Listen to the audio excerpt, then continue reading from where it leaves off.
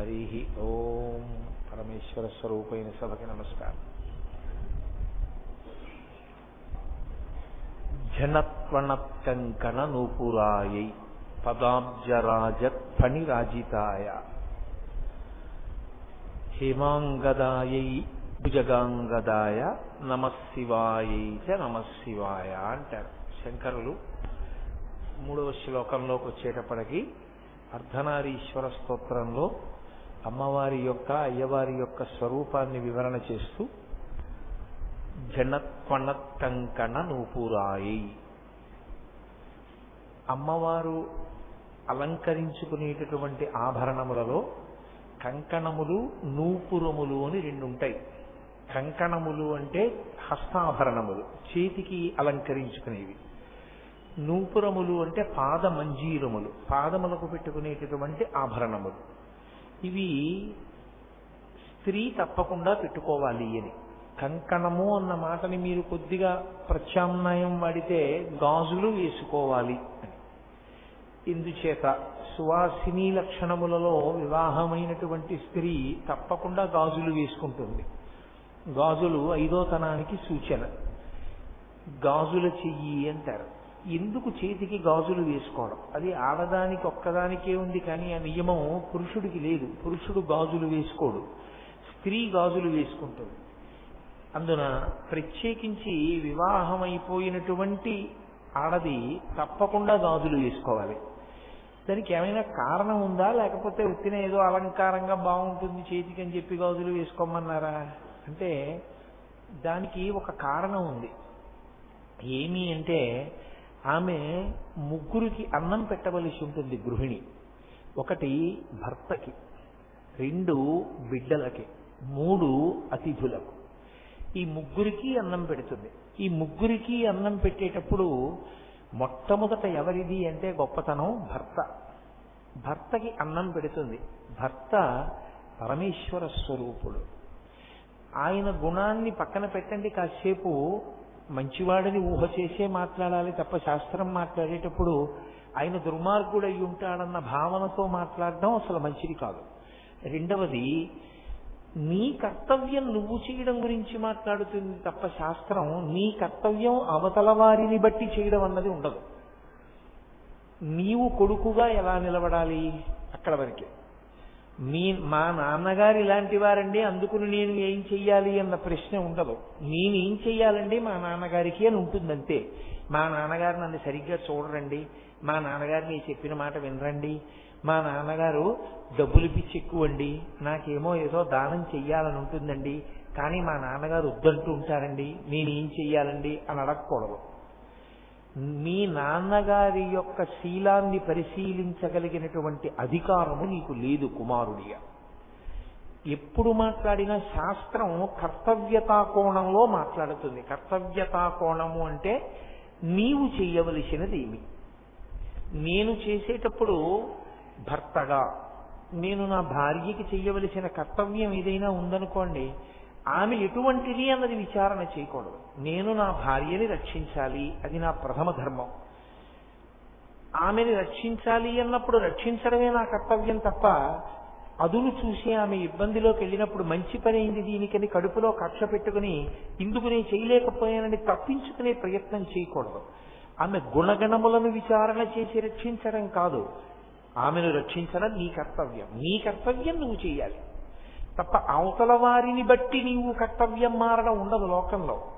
నీ కర్తవ్యం ఎప్పుడూ నీ కర్తవ్యంగానే నిలబడుతుంది. ఒక పుత్రుడి కర్తవ్యం ఏమిటి?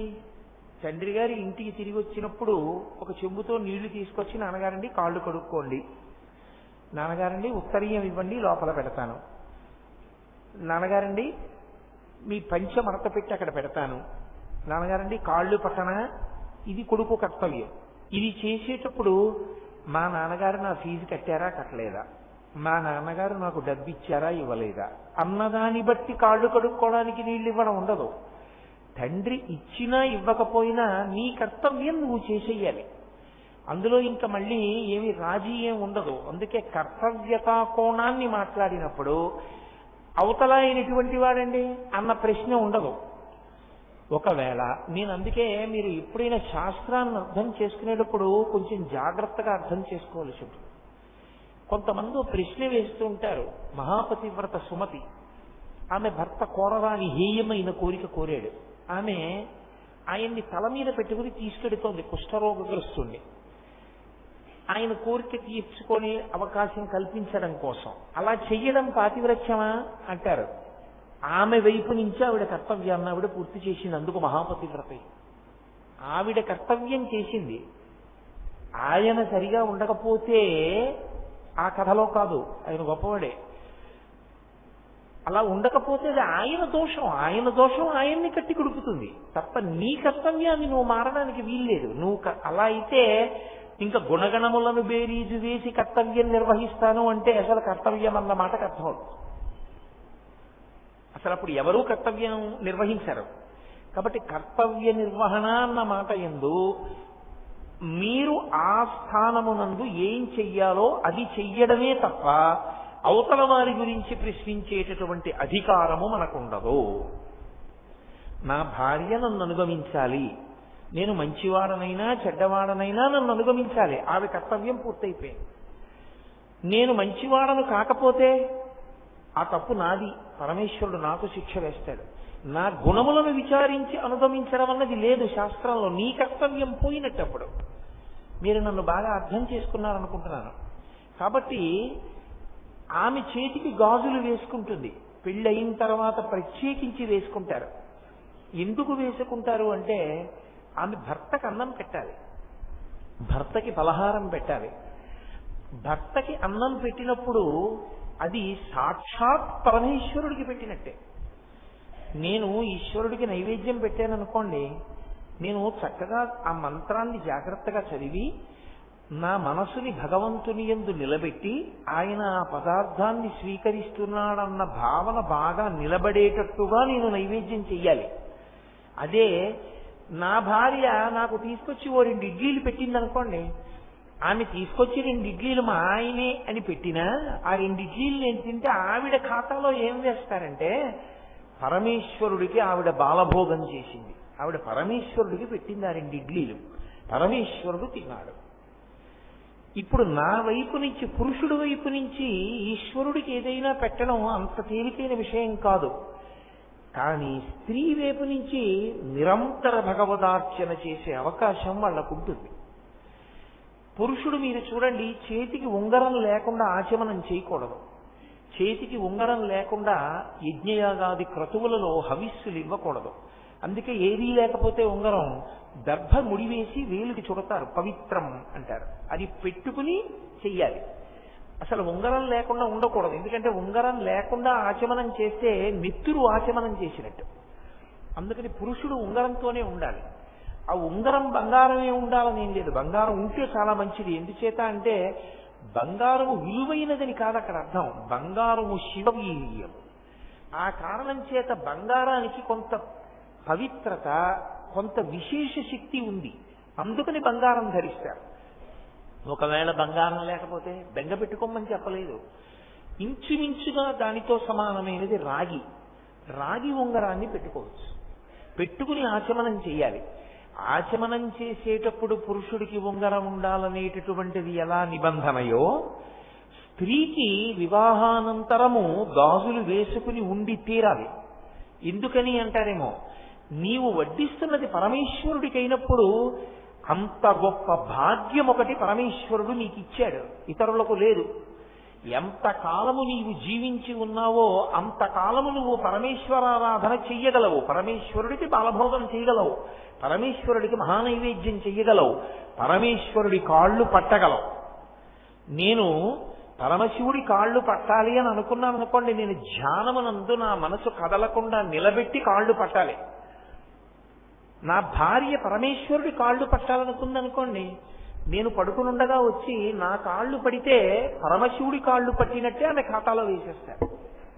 ధర్మశాస్త్రం అంతే. నేనేమి మీతో అబద్ధం మాట్లాడటం లేదు, నేను శాస్త్రమే మాట్లాడుతున్నాను. కాబట్టి ఇప్పుడు ఏమవుతుందంటే, ఒక ఆడదానిగా ఆమె ఏది చేస్తోందో భర్తకి అవన్నీ పరమేశ్వర సేవల కిందే తీసుకుంటారు. పరమేశ్వరునికి సేవ చేసేటప్పుడు మనసు కూడా అంత పవిత్రంగా అంత ప్రేమతో నేను చేస్తున్నానని చెప్పడానికి ఉత్తి బోడి చేత్తో చెయ్యడం కుదరదు. కాబట్టి పురుషుడు పవిత్రం ఎలా పెట్టుకుంటాడో అలా స్త్రీ గాజులు వేసుకుని పెడుతుంది. ఆ చేతి గాజులు ఘల్ ఘల్ అంటుంటాయి వేస్తున్నప్పుడు. అది అలంకృతమైనటువంటి హస్తము. ఆ చేతికి ఒక మర్యాద. ఆ గాజులతో వడ్డిస్తోంది అంటే ఆమె పరమేశ్వరుడికి వడ్డించగలిగినటువంటి అదృష్టాన్ని పొందింది కాబట్టి, ఆ చెయ్యి అంత గొప్ప పని చెయ్యగలుగుతోంది కాబట్టి ఆ అదృష్ట సూచనగా గాజులతో వడ్డిస్తుంది. అది భర్త ఏ కారణం చేతనైనా శరీరం వదిలిపెట్టేసిన స్త్రీ అనుకోండి, ఆమె శరీరంతో ఉన్నా ఆమెకు ఆ భాగ్యం ఆగిపోయింది. ఇక ఆమెకు ఆ భాగ్యం లేదు. ఆమె పరమేశ్వరుడికి బాలభోగం చేయలేదు. పరమేశ్వరుడికి ఆమె మహానైవేద్యం చెయ్యలేదు అంటే భర్త రూపంలో పెట్టలేదు. పరమేశ్వరుడికి కాళ్ళు పట్టినట్టు పట్టలేదు. కాబట్టి ఇప్పుడు ఆమె చేతికి ఆ అధికారం పోయింది, అదృష్టం పోయింది. ఇప్పుడు అలా చేసుకునే అవకాశం లేదు. కాబట్టి ఆమె గాజులు వేసుకోదు. గాజులు ఉన్నాయి అంటే ఒక సువాసిని వేసుకోకపోతే అదొక దారుణమైన విషయం. ఆమెకి తన చేతికి ఉన్న వైభవం ఏమిటో అర్థం కాలేదు. పరదేవత ఎంత గొప్పగా ఆమెని అనుగ్రహించిందో ఆ అనుగ్రహాన్ని ఆమె తెలుసుకోలేకపోయింది అని గుర్తు. అమ్మవారు ఏది చేస్తున్నా మీరెప్పుడూ ఒకటి గుర్తుపెట్టుకోవాలి.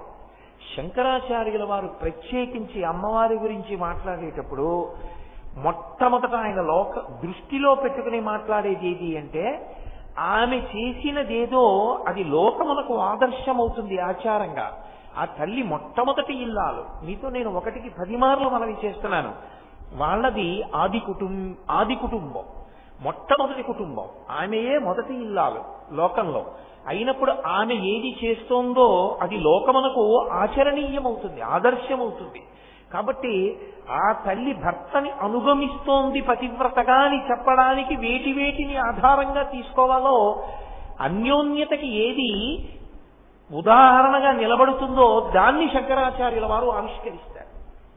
అందుకని జనత్పణత్కంకణ నూపురాయి, జనత్ అన్న శబ్దంతో కణత్ అన్న శబ్దంతో ఆమె కంకణములు నూపురములు ధ్వని చేస్తున్నాయి. ధ్వని చేస్తున్నాయి అన్న మాటకు అర్థం ఏమిటి? ఎప్పుడు ధ్వని చేస్తాయి? ఇలా ఉండిపోయింది అనుకోండి ఆవిడ, అయితే ఇలా ఉండిపోయింది అనుకోండి, అప్పుడు ధ్వని చేయరు ఇంకా. ఎందుకంటే చెయ్యి కదలదు. చెయ్యి కదలకుండా ఇలా ఉండిపోతే ఏదో అభయముద్రో వరదముద్రో పట్టింది అనుకోండి, అప్పుడు ఆ చెయ్యి కదలవలసిన అవసరం లేదు. కదలవలసిన అవసరం లేకపోతే అప్పుడు పరదేవతా స్వరూపంగా నిలబడినట్టు. అప్పుడు దాని వలన గాజులు కదులుతాయి, కంకణములు కదులుతాయి అని చెప్పి ఆవిష్కరించడం కుదరదు. కానీ ఆ తల్లి కంకణముల ధ్వని వినపడుతోంది అంటే ఏమిటి గుర్తు? ఆవిడ చెయ్యి కదులుతోంది.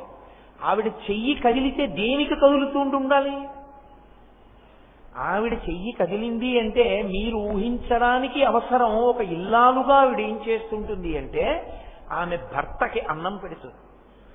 భర్తకి అన్నం పెట్టడంలో అందరికన్నా అన్నం పెట్టడం చాలా కష్టం. ఎవరికో తెలుసా అండి? శివుడికి. ఎందుచేత అంటారేమో, ఆయన దగ్గర ఒక చమత్కారం ఉంది. ఆయన నాకు ఆకలేస్తోంది ఇవాళ ఏం వండుతున్నావు అలా ఆయన ఏం అడగడు. ఆయన పెట్టేస్తే తినేస్తాడు. ఆయన వేళక ఆయన ఆకలి వేసే వేళటికి మీరు ఊహించండి, ఒక కుటుంబంగా ఊహించండి. కాసేపు పెట్టకపోతే ఆయన ఏమనడు, అదేటో ఇంకా వంట అవ్వలేదా అలా ఏమండం. చక్కగా ఓ కపాలం పట్టుకుని పక్కింటి ముందుకు వెళ్ళి నిలబడి భవతి భిక్షాంది అంటాడు. అయ్యయ్యో అని పక్కింటి ఆవిడ చూసి, అయ్యో అన్నయ్య గారు అదేంటి రెండు అని ఆవిడ పెట్టేస్తుంది. పార్వతీదేవి గొప్పతనం ఎక్కడో తెలుసా? ఎన్నడూ పరమశివుడికి అన్నం తినడానికి ఆవిడ వలన ఇబ్బంది రాకుండా చూసుకుంటూ ఉంటుంది. శంకరాచార్యులు వారు దీన్ని సౌందర్యలహరిలో ఒక అద్భుతమైన శ్లోకంలో వర్ణించారు. రణీజిత్వా దైత్యానపహృత శరస్త్రై కవచిభి నివృత్యై చండాంశ త్రిపురహర నిర్మాల్య విముఖై అన్న శ్లోకంలో పరమశివుడు ఎంతగా భక్తికి వశుడవుతాడంటే, భర్తకి భార్యకి ఒక అనుబంధం ఉంటుంది. భర్త ఏ విస్తట్లో తింటాడో అందులో మిగిలినటువంటి పదార్థాన్ని తినే అధికారం స్వతసిద్ధంగా ఉన్నది ఎవరికి అంటే ఒక్క భార్యకే ఉంటుంది. ఉచ్ఛిష్టం అంటారు. కొంతమంది తెలియక ప్రసాదం అంటుంటారు, తప్పలా అనకూడదు. గురువుగారి ప్రసాదం అంటుంటారు కొంతమంది, తప్పు. గురువుగారి ప్రసాదం అన్న మాట ఎప్పుడు వాడతారంటే గురువుగారి శరీరం వదిలేస్తే వాడతారు. గురోచ్ఛిష్టం అంటే గురువుగారి తినగా మిగిలినది మీకు ఇచ్చారు అని. ఓ పళ్ళ రాశిలో గురువుగారు ఓ పండు తిని ఓ పండు మీకు ఇచ్చారనుకోండి, అప్పుడు ఓ 25 యాపిల్ పళ్ళల్లో ఆయన ఓ పండు తిని మిగిలిన 24 పళ్ళు శిష్యులకి ఇచ్చేస్తే గురువుగారి ప్రసాదం అనకూడదు. గురువుగారి శరీరం వదిలిపెట్టేసిన తర్వాత నైవేద్యం పెట్టి గురువుగారు ఆరాధన రోజున పెడితే అది గురుప్రసాదం. గురోచ్ఛిష్టం గురువుగారు తినగా మిగిలిన ఇంగిలి. 25 పళ్ళల్లో ఒకటి ఆయన తింటే మిగిలినవి ఇంగిలైనట్టు ఆ రాశి, అప్పుడు ఇచ్చారు గురోచ్ఛిష్టం అన్నది. అలా భర్తృచ్ఛిష్టం పతి తినగా మిగిలినటువంటి పదార్థము, దీనిని తినడానికి అధికారం ఎవరిది అంటే ఏ ఇంటనైనా సరే అందులో భాగం ఎవరికి ఉండదు. అది స్వతసిద్ధంగా అధికారం ఎవరిదంటే ఒక్క ఆమెదే, ఒక్క భార్యకే చెందుతుంది. ఆవిడికి ఆ అధికారం ఉంటుంది. పైగా ఎంత అధికారం ఉంటుందంటే భర్త తిన్న పళ్ళెంలో ఆకులో కడగకుండా పదార్థాన్ని వడ్డించేసుకుంటారు. వడ్డించుకుని పదార్థాన్ని తినేస్తారు. అప్పుడు అది దేని కిందకు వస్తుందని అన్నారంటే ఈశ్వరుడు తిన్న పాత్రలో తిన్నట్లు. నాకు తెలిసి నా చిన్నతనంలో మా ఇంట్లో అలా తింటూ ఉండేవారు. అది ఏదో అమర్యాద అని కాదు, లేదు అలా ఇష్టం లేకపోతే తినమని నేనేం శాసనం చేయట్లేదు ఎవరిని. నేను అలా ఏదో బలవంత పెట్టి శాస్త్రం చెప్తున్నాను అని మీరు అనుకోకూడదు. నేను పాటించిన వాళ్ళ వైభవాన్ని ప్రకటిస్తున్నాను అని మీరు గమనించవలసి ఉంటుంది. కాబట్టి భర్త తిన్న పాత్రలో తినడం కానీ భర్త తినగా మిగిలినది తినడం కానీ ఎవరి హక్కు? భర్త తినగా మిగిలినది అన్న మాటకు అర్థం ఏమిటో తెలుసా అండి? ఆయన సగం సగం తిని వదిలేసింది మంచిదే, కాదంటలేదు. ఏదో ఆయనకి మీరు ఒక మధుర పదార్థాన్ని వేస్తే అందులో గిల్లుకుని ఆయన సగం తిని సగం వదిలితే భార్య తింది అంటే అందులో దోషం ఏం లేదు. అథవా నా ఉద్దేశ్యం ఏమిటి అంటే భర్త తినగా మిగిలినది అన్నదానికి అర్థం నిజానికి భర్త గారికి పెట్టి తను తినున్నది అని. ఎప్పుడు ఎంగిలి అవుతుందంటే పదార్థాన్ని వండి పదార్థంలో కొంత మీరు ఎవరికైనా వడ్డించారనుకోండి, ఇక దాన్ని నైవేద్యం పెట్టకూడదు. ఎందుచేత అంటే అది ఉచ్ఛిష్టమే లెక్క. అందులో కొంత భాగం ఒకరు తినేస్తే మిగిలినది ఉచ్ఛిష్టం, ఎంగిలే. ఇంకా అందుకే ఆచమన పాత్రని కలశ పాత్రగా పెట్టకూడదు. ఎందుకంటే ఆచమన పాత్రలోంచి ఓం కేశవాయ స్వాహ అని మీరు తాగ్గానే అది ఎంగిలైంది. అదే కలశ పాత్ర కింద పెట్టేసి మళ్ళీ ఆ నీళ్ళే అభిషేకం చేసేస్తే తప్పు. ఆచమన పాత్ర వేరు, కలశ పాత్ర వేరు. ఉచ్ఛిష్టం అంటే మొదట భర్తకి వడ్డిస్తుంది అని గుర్తుదానికి. మొదట ఆమె భర్తకి వడ్డిస్తుంది, అది ఆమె చేతికున్న గొప్పతనం. అందుకు గాజులు, అది ఆవిడ ప్రేమ. ఆయన ఉచ్ఛిష్టం నేను తింటాను, అప్పుడు నాకు ఐదోతనం, నాకు ఆయుర్దాయం, నాకు వైభవం. ఇప్పుడు భర్త తినేసి వెళ్ళిపోయిన తర్వాత ఆమె తింటుంది. ఇప్పుడు మిగిలిన పదార్థాలన్నీ ఏమవుతాయంటే భర్త గారి యొక్క ఇంగిలి కింద లెక్కలోకి వస్తాయి. అది పరమేశ్వరుడు తినగా మిగిలినటువంటి ఇంగిలి అంటే ఇప్పుడు అది ప్రసాదం. ఆ భావన చేత అది ప్రసాదం కాబట్టి ఇప్పుడు తీసుకుంటుంది ఆవిడ. అలా పార్వతీదేవి అటువంటి నియమాన్ని అనుసరిస్తుంది. అందుకే శాస్త్రంలో శివుడు అన్నం తిన్నాడు అని ఎలా చెప్పచ్చు అని అడిగారు. పార్వతీదేవి తాంబూలం వేసుకుంటే. పార్వతీదేవి తాంబూలం ఎప్పుడు వేసుకుంటుంది? ఆవిడ భోజనం చేసి. ఆవిడ తాంబూలం వేసేసుకుంది అంటే గుర్తు పార్వతీదేవి అన్నం తినేసింది కాదు, పరమశివుడు అన్నం తినేశాడని. ఆయన తినేశాక ఆవిడ తినేసి తాంబూలం వేసుకుంది. అలా ఎందుకు చేసుకోవడం అంటే సువాసిని తాంబూలం వేసుకోకుండా ఉండకూడదు, తాంబూల చర్వణం చెయ్యాలి తప్పకుండా. కాబట్టి తాంబూలం వేసుకుంటుంది ఆవిడ. మీకు ఇవన్నీ ఏమీ ఉత్తినే వచ్చాయనుకోకండి, ఇవన్నీ పరమ యథార్థమైనటువంటి ధార్మిక విషయాలు. అందుకని ఇప్పుడు ఆవిడ చేతి జనత్వనత్కంకణను పురాయై శంకరాచార్యుల వారు అమ్మవారి యొక్క కంకణముల వెనక ఎంత చెప్తున్నారంటే ఆయన చెప్పకుండా ధ్వనిని చెప్తున్నారు. ధ్వని చెప్పలేదనుకోండి, ఆమె చేతికి కంకణములు కదలకుండా ఉన్నాయి అంటే ఆమె ముద్ర పట్టి పరదేవతగా ఉంది. పరదేవతగా మాట్లాడటం లేదు. ఇప్పుడు అన్యోన్య దాంపత్యంగా అర్ధనారీశ్వర స్వరూపంగా చెప్తున్నారు. అర్ధనారీశ్వర స్వరూపంగా ఉన్నప్పుడు ఆమె ఆయనని ఎలా అనుగమిస్తోందో చెప్పకుండా చెప్పడం. ధనొస్తోందంటే చేయి కదులుతోంది, చేయి కదులుతోందంటే ఆయనకి అన్నం పెడుతుంది, అన్నం పెడుతోందంటే పందినేసి పెట్టడం, ఆయనతో కలిసి కూర్చుని తింటూ పెట్టడం అలా ఉండదు. ఆయనకి పెట్టి తాను తింటాడు. నేను శాస్త్రం ఒక్కటే చెప్తున్నాను, నేను ఇలా చెయ్యాలి అని అంటలేదు. అలా చెయ్యాలని నేర్చుకుంటే సంతోషిస్తాను. అలా చెయ్యని వాళ్ళని మీరు ఎవరైనా చెయ్యరా అని అడిగి విమర్శిస్తానని మాత్రం మీరు అనుకోవద్దు. అది నా లక్ష్యం కాదు. నా లక్ష్యం ఉన్నది ఉన్నట్లు మాట్లాడడం ఒక్కటే, అంతే, అంతవరకే. కాబట్టి ఆమె ఇప్పుడు భర్తకి అన్నం పెట్టింది, అంత అందంగా అన్నం పెట్టింది. అంటే తన అదృష్టమేమో తాను తెలుసుకుందా, చేతికి గాజులు ఎందుకు వేసుకోవాలో వేసుకుని అన్నం పెట్టింది. రెండవది ఎవరికి పెడుతుంది? బిడ్డలకి పెడుతుంది. బిడ్డలంటే నాకంటే ఏదో ఇద్దరు పిల్లలు, నా భార్య వాళ్ళిద్దరికీ పెడుతుంది. అమ్మవారు ఎవరికి పెడుతుంది? ఆవిడ ఎవరికి పెట్టాలి అన్నం పెడితే? గణపతికి, సుబ్రహ్మణ్యుడికా? ఆవిడ ఆ బ్రహ్మకీట జనని, ఆవిడ సమస్త జీవులకు ఆవిడ తల్లి. కాబట్టి ఇప్పుడు ఆవిడ అన్నం ఎవరికి పెడుతుంది? మన అందరికీ ఆవిడే పెడుతుంది. మనందరికీ అన్నం పెట్టడం అంటే ఆవిడ చేతి గాజుల గలగల ఆగుతుందా అసలు? మిగిలిన ఏ ఇంట్లోనైనా ఇల్లాలి గాజుల చప్పుడు ఆగుతుంది, కొంతసేపు పడుకుంటుంది. అమ్మవారి యొక్క గాజుల చప్పుడు ఆగే అవకాశం ఉంటుందా? ఉండదు. అంటే తల్లి పెడుతూనే ఉంటుంది. అది ఆవిడ ఔదార్యం, ఆవిడ కారుణ్యం. అప్పుడు ఆమె ఎవరు? అన్నపూర్ణ.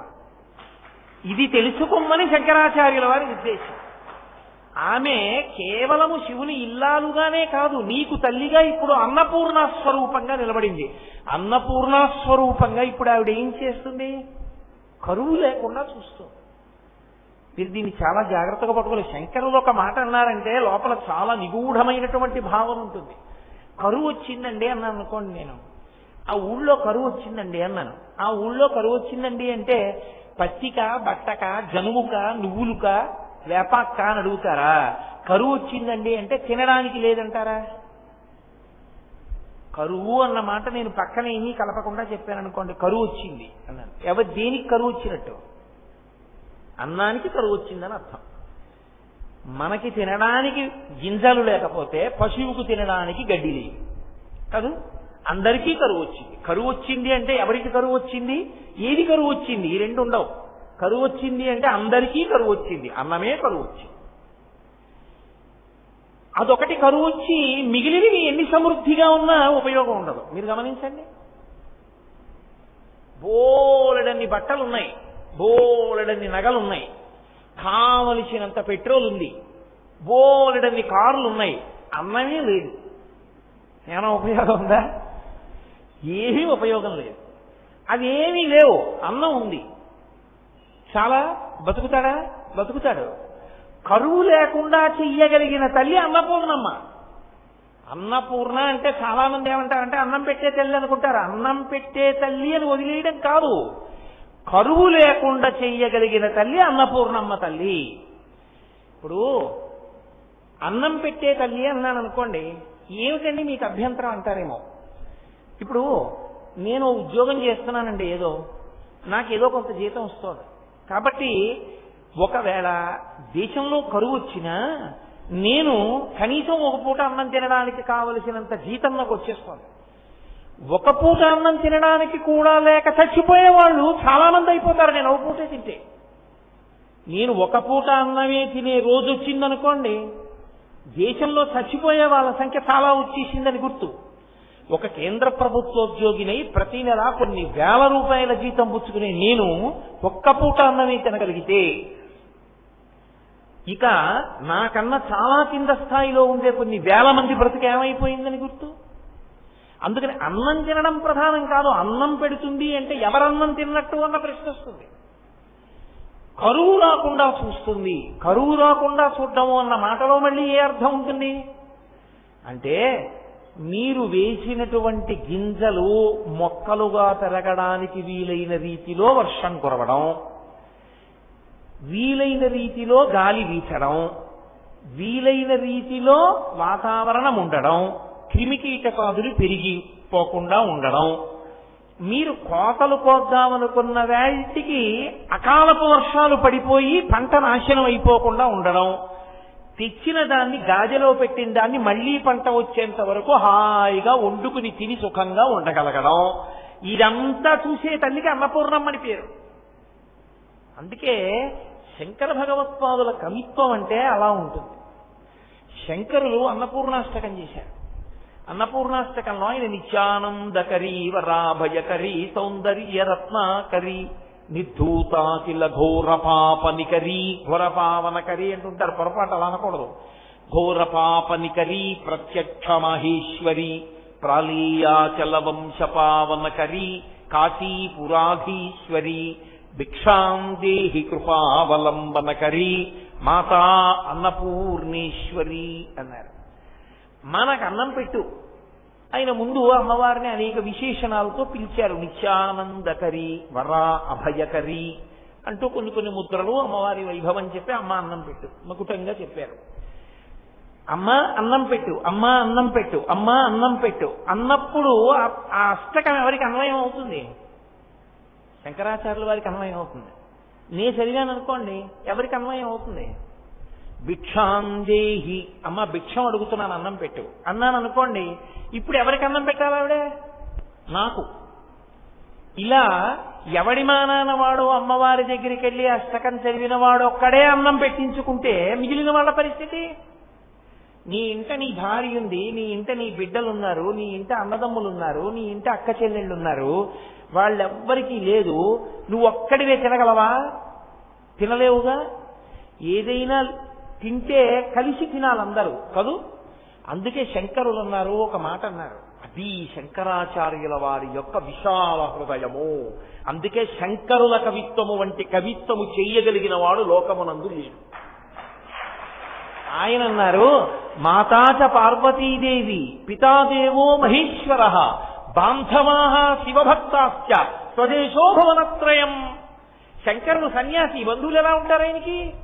అందుకే ఆయన అన్నారు, మాతాచ పార్వతీదేవి, మా అమ్మ పార్వతీదేవి, పితాదేవో మహేశ్వర, మా నాన్నగారు మహేశ్వరుడు పరమశివుడు, బాంధవాః శివభక్తాశ్చ, శివభక్తులందరూ, శివభక్తులు అంటే విష్ణు భక్తుల్ని వేరు చేశారని మీరు అనుకోకూడదు. శివ అన్న శబ్దం విష్ణు సహస్రంలో విష్ణువు కూడా ఉంది. బాంధవాః శివభక్తాశ్చ, నాకు బంధువులు ఉన్నారు, ఎవరో తెలుసా? భక్తులందరూ నా బంధువులే. స్వదేశో భువనత్రయం, ఈ మూడు లోకాలు నేను ఉండేటటువంటి ఇల్లు. ఇప్పుడు శంకరాచార్యుల వారికి అమ్మవారు అన్నం పెట్టాలంటే ఎవరెవరికి పెట్టాలో ఆయన అర్థం, వీళ్ళందరికీ కూడా పెట్టి నాకు పెట్టమ్మా, ఇది వారి ఔదార్యం. అంతే తప్ప అమ్మ నాకు ఒకటికే పెట్టాను ఆయన అన్నపూర్ణాష్టకం చేయలేదు. అంటే అథవా శంకర భగవత్పాదుల ఉద్దేశ్యం ఏమిటి?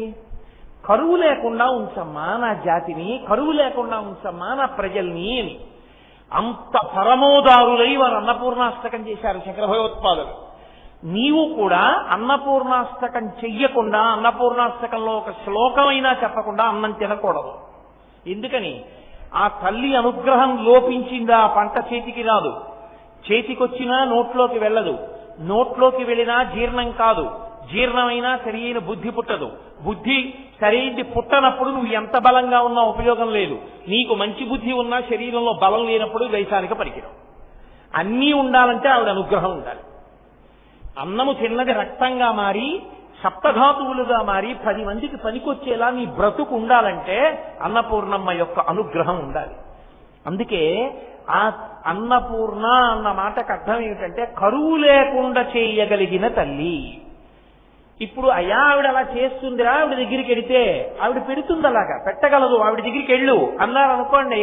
లోకంలో కొంతమందిలో ఒక ఆభిజాత్యం ఉంటుంది, ఏమిటండి బొత్తిగా ఆడదు, ఆవిడ దగ్గరికి వెళ్ళి అలా అడగడం ఏంటండి, పెట్టించుకోవడం ఏంటండి, బాగుంటుందా? నేను అడిగితే ఇంకో మగాళ్ళని అడుగుతాను కాదండి, అలా ఆడవాళ్ళ దగ్గరికి వెళ్ళి అన్నం పెట్టని చేయి చాపి నేను అలా అడగనండి అంటాడు. పురే నువ్వే పాటి మగాడివి? మగాళ్ళకి మగాడిని, మొదటి మగాడిని నేనే లోకంలో, నేనే వెళ్ళి అడుగుతున్నాను చేయి చాపి మా ఆవిడ దగ్గర. నీకేం కష్టం? నాన్నగారే నించున్నప్పుడు పిల్లలకి కష్టమా? ముందు ఆయనే వెళ్ళి నించున్నాడు, అది బిచ్చోయి. ఆయన వెళ్ళి నిలబడితే అమ్మ ముందు ఆయనకి పెట్టింది. ఎందుకని? భర్తకి పెట్టి కదా బిడ్డలకి పెడుతుంది. అందుకని మొదట పెట్టింది ఆయనకి, తర్వాత పెట్టింది మనకి. ఆయనకి పెడుతున్న మూర్తి ఇంట్లో ఉందంటే మనకి తర్వాత పెట్టేస్తోందని గుర్తు. ఆయనకే పెడుతోందండి మాకు ఎప్పుడూ పెట్టదా అని అనకూడదు.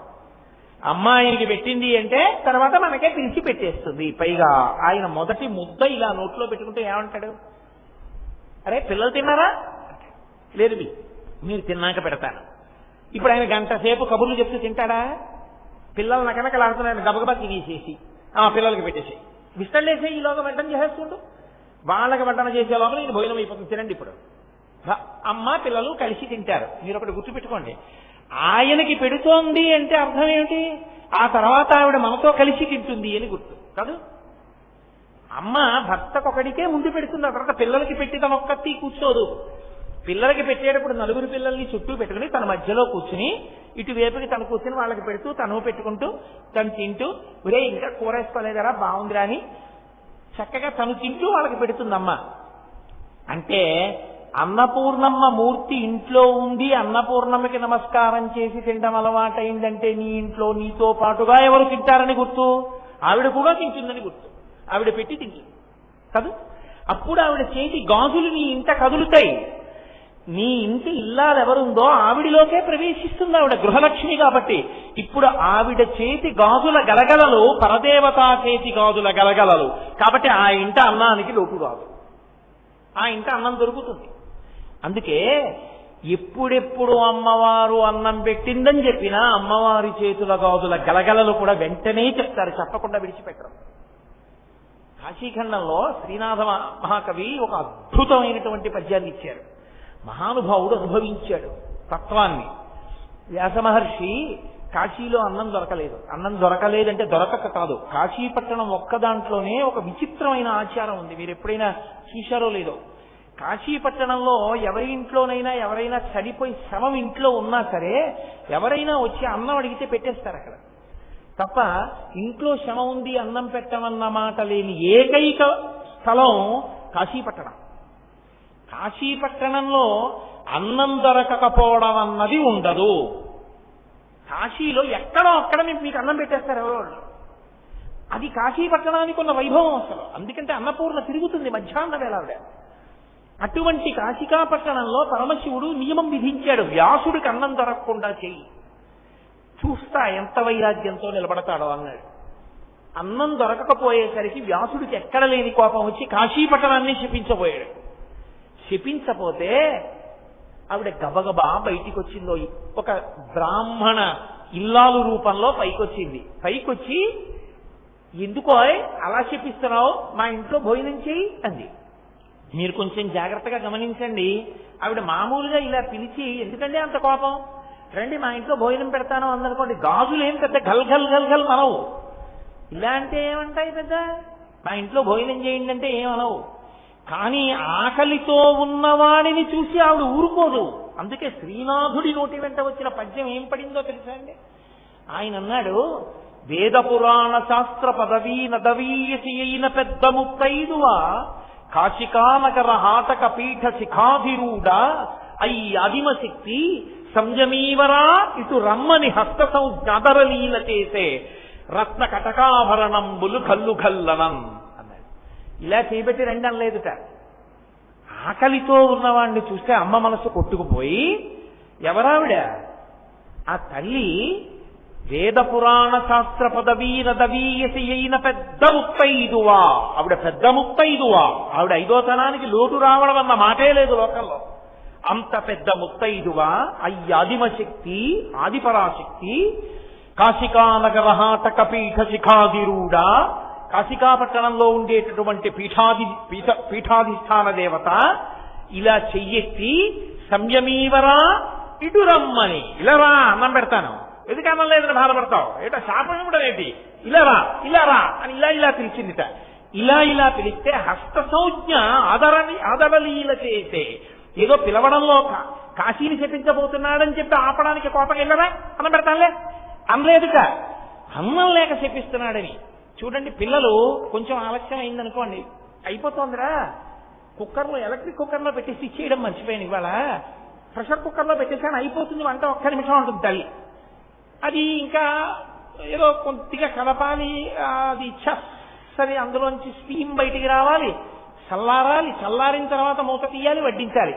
వీడికి ఎక్కడ లేని పాపం, నువ్వు ఎప్పుడు అంతేనమ్మా, అన్నం తొందరగా పెట్టమమ్మా, ఇబ్బంది వచ్చేస్తాం, ఎంత ఆకలిస్తుందో తెలుసామా అని వాడు చిరాకు పడిపోయి, ఈలోగా నేను అమ్మ చెగోడీలు తినేస్తానమ్మా అంటాడు. అమ్మ అంటుంది, చెగోడీలు తినేది ఏంట్రా, వండిన అన్నం ఏం చేయను, ఒక్క నిమిషం ఉండు నాన్న, ఒక్క నిమిషం ఉండు. వాడు అంత దెబ్బలాడుతున్నా విచిత్రం ఏంటంటే, అయ్యో పిల్లాడికి వేళ పట్టున అన్నంలే పెట్టలేకపోయానని తన తప్పుతో కుంగిపోతుంది తప్ప, ఏమిట్రా ఒక్క రోజుకి ఏం లాగి లెంపక ఏం కొట్టదమ్మా. పిల్లాడికి పాఠం అర్థం అవ్వకపోతే నా తప్పు వాడికి అర్థమయ్యేటట్టు చెప్పలేకపోయాననుకునే మాస్టర్ లేకపోవచ్చు. వేళకన్నం ఉండకపోతే బాధపడే కొడుకుని చూసి నాది తప్పని కుమిలిపోతుంది తప్ప కొడుకుని కొట్టదు తల్లి. పెట్టేస్తున్నాను నాన్న అంటుంది. అమ్మ ప్రేమ అంటే అలా ఉంటుంది. ఆవిడ అయ్యి ఆదిమశక్తి, పెద్ద ముత్తైదువా, జగత్తులు కన్న తల్లి. ఆవిడ కోపగిస్తుంది ఆ వ్యాసుడి మీద. హస్తసము జ్ఞాదరలీల చేసే ఇది శ్రీనాథుడి యొక్క హృదయం అంటే. అత్యంత ఆదరంతో ఇలా పిలిచింది, హస్తసం జ్ఞాదరలీల చేసే రా సంయమీవరా అంది.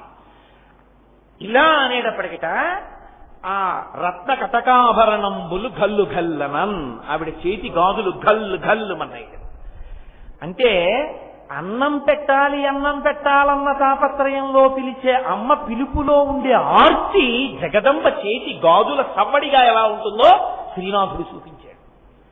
అది అమ్మవారి గాజుల చప్పుడంటే. అదే సామాన్యమైనటువంటి చప్పుడు కాదు. ఆ చప్పుడు భర్తృ శుశ్రూష.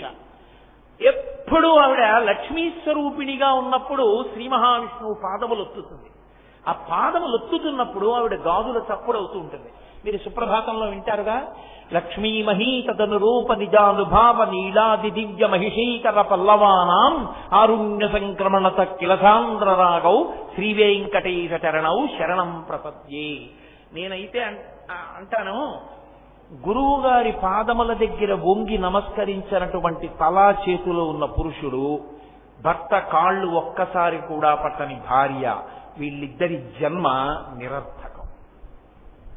పురుషుడిగా వాడికి గౌరవం ఎప్పుడంటే గురువు గారి దగ్గర వంగి గురుపాదములకు నమస్కరించినప్పుడే అసలు ఆ శరీరానికి ఒక అందం, గౌరవం. స్త్రీకి అందం, గౌరవం ఎప్పుడంటే జన్మలో భర్త కాళ్ళు పట్టినప్పుడే, ఆ చేతులు ఈశ్వరుడు ఇచ్చినందుకు, ఆ చేతులకి గాజులు ఉన్నందుకు అందం. కాబట్టి లక్ష్మీదేవంతటిది గాజులు గల్లు గల్లు అనబడేటట్టుగా ఆమె భర్త యొక్క కాళ్ళు పడుతోంది. కాబట్టి ఆ తల్లి బిడ్డలకి అన్నం పెడుతోంది, ఆ తల్లి భర్తకి అన్నం పెడుతోంది. బిడ్డలకి అన్నం పెట్టడంలో కూడా మీకు ఒక విచిత్రం ఉంటుంది.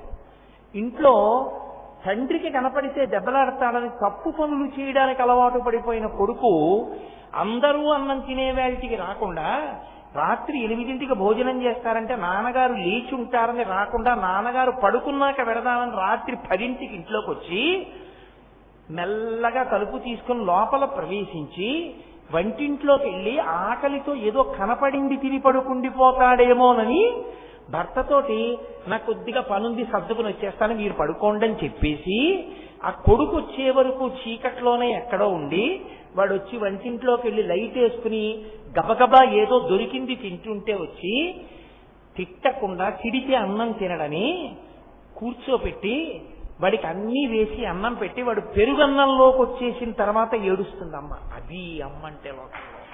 అందుకే లోకంలో దరిద్రం అన్నది ఏదైనా ఉంటే అమ్మ లేనివాడే దరిద్రుడు తప్ప మిగిలిన వాడు దరిద్రుడు కాడు. కాబట్టి అమ్మ అంటేనే అంత ప్రేమ.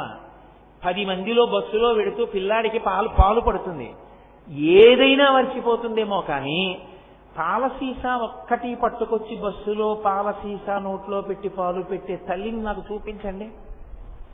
ఆ పాల సీసాకి ఒక రంగు గుడ్డ ఒకటి పైన గలీబు కింద కట్టేస్తుంది. ఎందుకని? అందులో ఎన్ని పాలున్నాయో చూస్తే పిల్లాడు తాగిన ఇన్ని పాలని ఎవరి కనురాపు తగులుతుందో అని ఓ గలీబు తొడిగి పాలు పట్టేస్తుంది తప్ప అందరికీ తెలిసేలా ఎన్ని పాలు తాగాడో తెలియకుండా చూసుకుంటుంది. అది అమ్మ.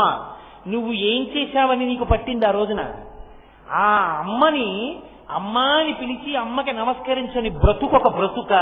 ఇక అమ్మకి కజ్జినం పెట్టని వాడు, అమ్మకి అన్నం పెట్టని వాడు, వీళ్ళిద్దరిని నమ్మి ఎలా స్నేహం చేస్తాను?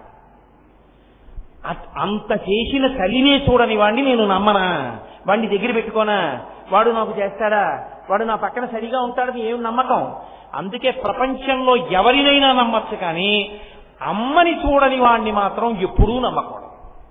వాడు కృతజ్ఞుడు, వాడికి నిష్కృతి లేదు ఇక జీవితంలో. అందుకే వాకాటి పాండురంగారావు గారు దిక్సూచి వ్యాసాలు రాస్తూ, one who says thanks to his mother and wife is the biggest pool on the face of the earth అని రాశారు. తల్లికి భార్యకి థ్యాంక్స్ నువ్వేమిచ్చి చెప్తావు? ఎక్కడో పుట్టిన పిల్ల ఇంటి పేరు వదిలేసింది, వంశం వదిలేసింది, తల్లిదండ్రులను వదిలేసింది, తన వాళ్ళను వదిలేసింది, నిన్ను నమ్మి సముద్రాలు దాటి దేశాలు దాటి వెళ్ళిపోయి నీతో ఉండి నీ తేజస్సుని తను పుచ్చుకుని నీ ఇంటి పేరుతో కొడుకుని కంది. తన తండ్రి ఇంటి పేరు అనలేదు, తన తల్లి ఇంటి పేరు అనలేదు, మామగారికి మనవణ్ణిచ్చానంది. అటువంటి భార్యకి నువ్వు ఏమిచ్చి థ్యాంక్స్ చెప్తావు? అసలు ఆమెకి థ్యాంక్స్ అన్న మాట చెప్పడం కుదురుతుందా? కుదరదు.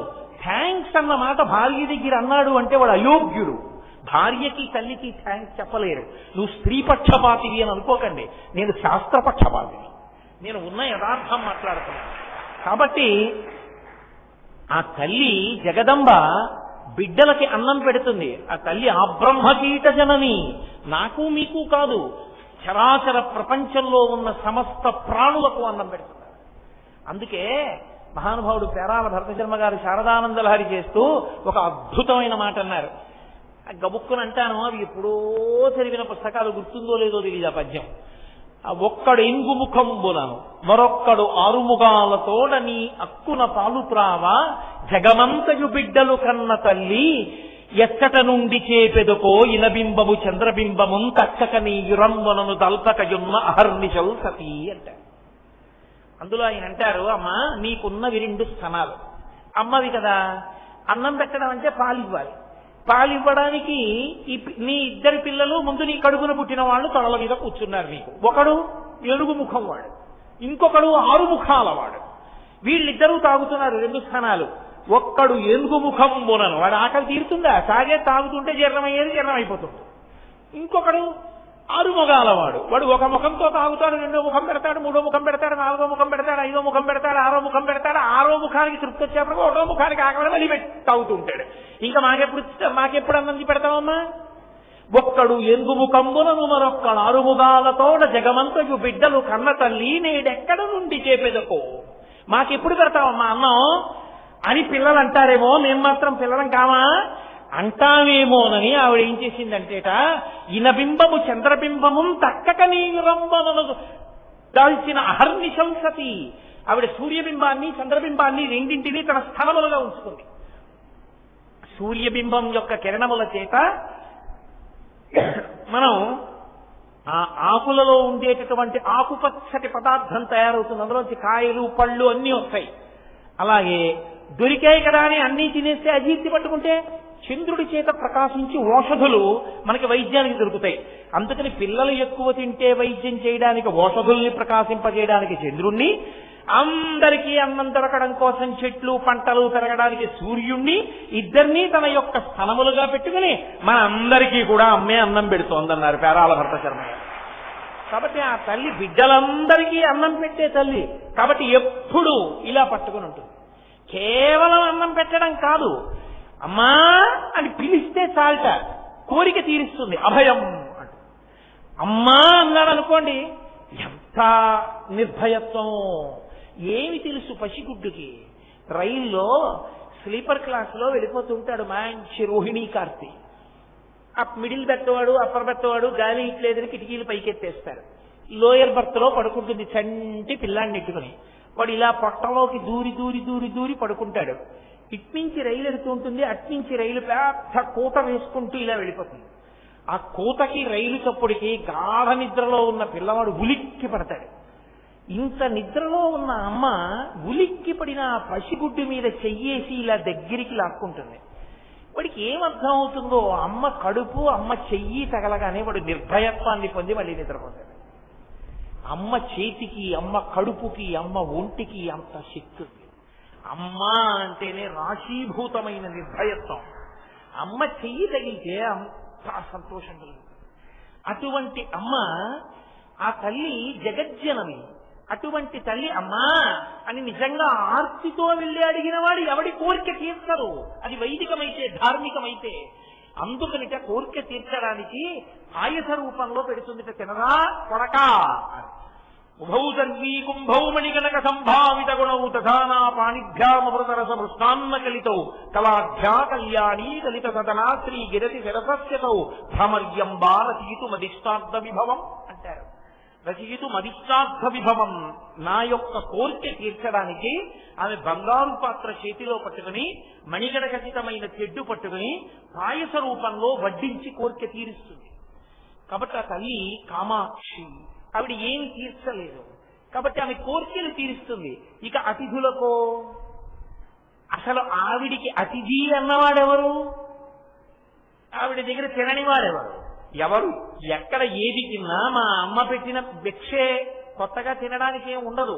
కాదు, లౌకిక మర్యాద యందు ఆలోచించినప్పుడు అతిథికి ఔపోసన కూడా భర్త పోసుకోవడానికి వీలుగా ఏర్పాటు చేస్తుంది. కాశీఖండంలో వ్యాసుడికి అన్నం పెట్టినప్పుడు అలాగే ఏర్పాటు చేసింది ఆవిడ, అలాగే ఏర్పాటు చేసి అన్నం పెట్టింది. కాబట్టి భర్తకి ఫలితం ఇప్పుడు ఇంటికి వచ్చినటువంటి వాడు భోజనానికి వచ్చాడు, అందుకే మా ఇంట్లో భోజనానికి రండి అనరు. మా ఇంట్లో భోజనానికి రండి అని పిలవడం ఏదో మీ క్షుద్బాధ తీరడానికి కాస్త అన్నం పెడతాను రండి అని పిలవడం. అందుకే భోజనానికి రండి అనరు. అయ్యా మా ఇంట్లో దేవతార్చన చేతులు కానీ రండి అంటారు. ఆయన వెళ్ళి కూర్చుంటే పదార్థములన్నీ వడ్డించి ఔపోసన వడ్డిస్తారు. ఆకరణ అంటే చేతిలో హస్తోదకం అని వేస్తారు. హస్తోదకం వేసినప్పుడు చేతిలో వేసి వదలరు, ఓ మాట చెప్తారు. ఆయన చక్కగా ఎంతో శివభక్తుడు, పరమేశ్వరుడు అంటే ఎంతో ప్రీతి ఉన్నవాడు, అన్ని విష్ణుద్వేషికాడు. ఆయన దగ్గరికి వెళ్లి హస్తోదకం వేసి విశ్వనాథ స్వరూపాయ బ్రాహ్మణాయ తుభ్యం నమః, విశ్వేశ్వరుడు నా ఇంటికి నీ రూపంలో వచ్చాడు అని హస్తోదకం వేస్తారు. హస్తోదకం ఒకటి వేస్తే ఆ చెయ్యి ఆయన ఇలా పెట్టి హస్తోదకం పుచ్చుకున్నందుకు మళ్ళీ ఆ భోజనం అంతా ఆయన చేసినదంతా విశ్వనాథుడే చేసినట్టు. ఇప్పుడు ఆ ఇంట విశ్వనాథుడు భోజనం చెయ్యడానికి, విశ్వనాథుడు వచ్చి అన్నం తినడానికి వీలుగా కావలసినటువంటి ప్రక్రియ అంతా పూర్తి చేసి వంట చేసి భర్త తరించడానికి అవసరమైన వ్యవస్థని ఏర్పాటు చేసి తరింపచేసింది ఎవరు? ఆవిడే. ఆవిడలా ఆవిడలా వండకపోతే నువ్వు ఔపోసన ఎక్కడ వడ్డిస్తావు? ఎలా నువ్వు తరిస్తావు? ఆవిడ వల్ల తరిస్తున్నావు నువ్వు. ఆవిడ అన్నం వండుతోంది కాబట్టి నువ్వు వచ్చిన అతిథికి పెట్టుకుని, అతిథి దేవోభవ, ఈశ్వరుడు అతిథిగా ఉంటాడు. అందుకే స్నాతకం చేస్తే పెళ్లిలో గురువు గారు పక్కన కూర్చుని చెప్తారు. అది పురోహితుడు చెప్పే మంత్రాలు కావు, నిజానికి గురువు గారు కూర్చుని చెప్పాలి.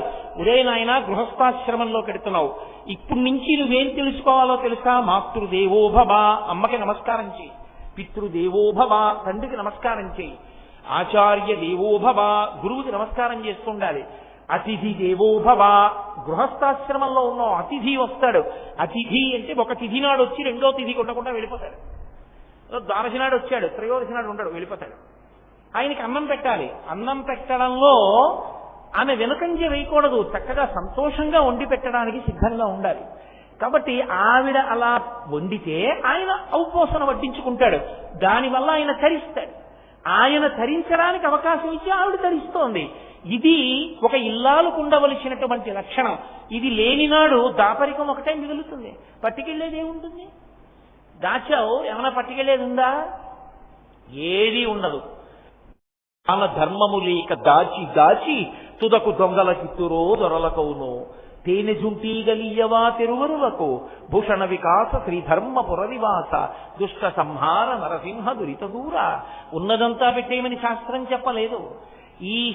ఈ జన్మతో నీ శరీరం వెళ్ళిపోవడం అన్నది లేదుగా, ఇక జన్మ లేదన్న నమ్మకం ఏం లేదుగా.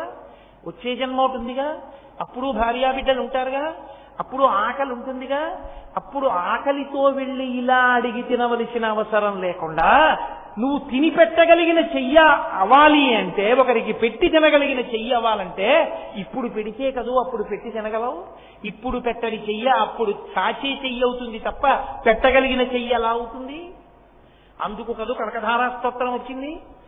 బ్రాహ్మణి శంకర భగవత్పాదులు బ్రహ్మచారిగా ఇంటి ముందుకొస్తే కాస్త పట్టుకెళ్లి పదార్థం ఆయన యొక్క చేతిలో పెట్టలేకపోయింది. లక్ష్మీదేవిని ప్రార్థన చేశారు శంకరాచార్యుల వారు. ఆవిడంది, శంకర నీకు ఇస్తాను, ఆవిడికి ఇవ్వను. ఎందుకో తెలుసా? గత జన్మలలో ఇలా పెట్టింది లేదు, ఇలా పెట్టింది లేని వ్యక్తికి నేను ఏమని ఇవ్వను, ఏ పుణ్యం అడ్డు పెట్టి ఇవ్వను చెప్పు, కాబట్టి ఇవ్వలేను. అంటే అది శంకరాచార్యుల వారి యొక్క గొప్పతనం ఎక్కడుందంటే, ఆయన ఒక మాట అన్నారు, అమ్మా విహంగతి విషణ్ణే దుష్కర్మ ధర్మమపనీయ చిరాయ దూరం నారాయణ ప్రణవేణి నయనాంబువాహ అన్నారు ఆయన. అమ్మా ఆ బ్రాహ్మణి ఎవరో తెలుసా? ఆమె విహంగ శిశంవిషణ్ణే అన్నారు. బాలశంకరులండి, బ్రహ్మచారి. అది శంకరుల కవిత్వం అంటే అలా ఉంటుంది. విహంగ శిశవు. మీరు చూడండి, అలా వెళ్ళిపోతున్నారు అనుకోండి రోడ్డు మీద, బాబు ఆకలేస్తోంది బాబు, ఆకలేస్తోంది బాబు అంది ఒక ఆవిడ. మీరు వెళ్ళిపోతారు అలా చూసి, ఏమో నిజమో అబద్ధం అని. ఆవిడ బాబు ఆకలి బాబు ఆకలి అంటుంటే ఓ చిన్న పిల్ల, ఓ 4 ఏళ్ళో 3 ఏళ్ళో ఉన్న పిల్ల, అమ్మా ఆకలేసేస్తోందమ్మా, నిలబడలేకపోతున్నానమ్మా, ప్రేగులు మండిపోతున్నాయమ్మా, అమ్మ ఏమన్నా పెట్టమ్మా, ఆవిడ్ని ఇలా కొట్టేస్తోంది అనుకోండి, మీరు వెళ్ళిపోగలరా? మీరు వెళ్ళిపోలేరు.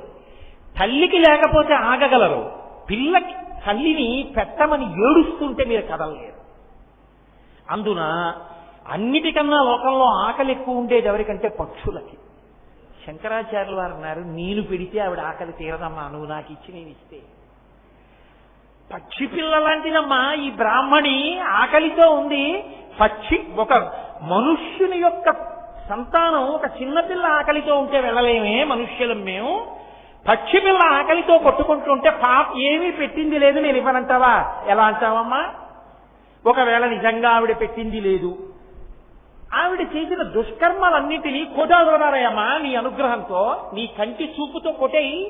పుణ్యం లేదంటానే నా చేతిలో ఎండు ఉసిరికేసి నీ పుణ్యం చాలదా నువ్వు ఇవ్వాలనుకుంటే అన్నారు. అమ్మవారు పొంగిపోయి లక్ష్మీదేవి బంగారు ఉసిరికలు కురిపించేసి, ఇప్పటికీ ఆ పేద బ్రాహ్మణీ కుటుంబంలో ఎక్కడ బంగారు ఉసిరికలు కురిశాయో, ఎక్కడ బంగారు ఉసిరికలు కురిసిన తరువాత వాళ్ళు పెద్ద ఐశ్వర్యవంతులయ్యారో, ఆ వంశం వాళ్ళు ఇప్పటికీ శంకరాచార్యుల వారు నిలబడి కనకధారా స్తోత్రం చేసిన ప్రదేశం ఇప్పటికీ ఉన్నాయి. వాళ్ళు జ్ఞాపకంగా కనకధార చేస్తే మాకు ఈ ఐశ్వర్యం వచ్చింది అని గుర్తు కోసమని వాళ్ళు ఇంటి ముందున్న పెద్ద గేటు మీద స్వర్ణతమనాయ్ అని బోర్డు పెట్టుకున్నారు. వెతుక్కుని వెతుక్కుని వెతుక్కుని నేను కేరళలో ఆ అగ్రహారానికి వెళ్ళాను. వెళ్ళి ఆ ఇల్లు చూసి ఆ ఇంటి ముందు నిలబడి ఎక్కడ కనకధార చేశారని చెప్పుకుంటామో అక్కడే నిలబడి కనకధార స్తోత్రం కూడా చేశాం. మా మోహన్ రావు గారు కూడా సభలోనే ఉన్నారు, ఆయన మేము అందరం కలిసే వెళ్ళాం. కాబట్టి ఏది నువ్వు ఇప్పుడు చేశావో అది నీకు ఉత్తర జన్మలలో రక్షిస్తుంది. ఇప్పుడు పెట్టనిది నీకు రేపు ఎక్కడి నుంచి మళ్ళీ పెట్టగలిగిన అధికారాన్ని ఇస్తుంది. కాబట్టి భర్త పెట్టాలన్నా తాను పెట్టాలన్నా భార్య వండితే కదూ అన్ని దానముల కన్నా అన్నదానము మిన్న. ఆకలితో ఉన్నవాడికి పట్టెడన్నం పెట్టడం గొప్ప.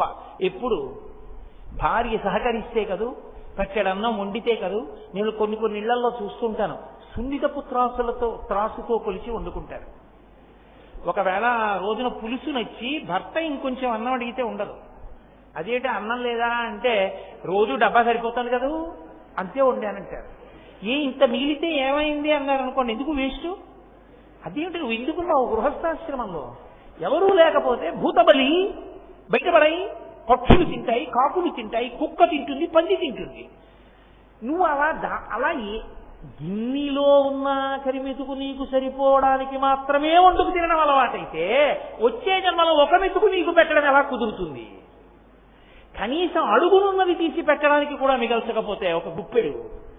కాబట్టి నేర్పారు మనకి శంకరాచార్యులు వారు, నేర్పింది మనకి అన్నపూర్ణ. అమ్మ అన్నం పెట్టేటప్పుడు అయోగ్యుడని పెట్టదు, అయోగ్యుడి కోసమే ఎదురు చూసి పెడుతుంది. అయ్యో వీడు దారి తప్పిపోయాడు, నాన్నగారితో కలిసి తినలేదని రాత్రి మెలకువగా ఉండి వాడిని కూర్చోబెట్టుకుని అన్నం పెట్టి ఏడుస్తుంది. ఒరే నాన్నగారు బాధపడుతున్నారు, ఏమిట్రా నీ కర్మ, ఈ చీకట్లో వచ్చి అన్నం తింటాం, నాన్న ఇలా చేయకురా అని ఏడుస్తుంది తల్లి. అందుకే ఇప్పటికీ మీకు కేరళలో చిరుప్పన్నం అని ఒక క్షేత్రం, అక్కడ అన్నపూర్ణేశ్వరి అమ్మవారి యొక్క క్షేత్రం. ఆ క్షేత్రంలో ఏం చేస్తారంటే వచ్చిన వాళ్ళకి ఎవరికి అన్నం లేదనరు, అలా పెడతారు అన్నం. పెట్టేసి రాత్రి 10 అయిన తర్వాత ఒక బస్తాడు బియ్యం అన్నం వండుతారు. 100 కిలోల బియ్యాన్ని అన్నం వండుతారు. అన్నం వండి పొద్దున్న అందరికీ ఏం పెట్టారో అవన్నీ మళ్ళీ వండుతారు. వండి వేడిగా ఈ పదార్థాలు అన్నం పట్టుకెళ్ళి చీకట్లో గుడి వెనకాతల ఉన్న అరణ్యంలో పెట్టి వచ్చేస్తారు. కొన్ని అరిటాకులు, మంచినీళ్లు అన్నీ పెట్టి వచ్చేస్తారు. ఎందుకంటే అమ్మా వాడి కర్మ దారి తప్పిపోయాడు, దొంగగా ఉన్నాడు, 10 మందిలో వచ్చి అన్నం తింటే పట్టుకుంటారు.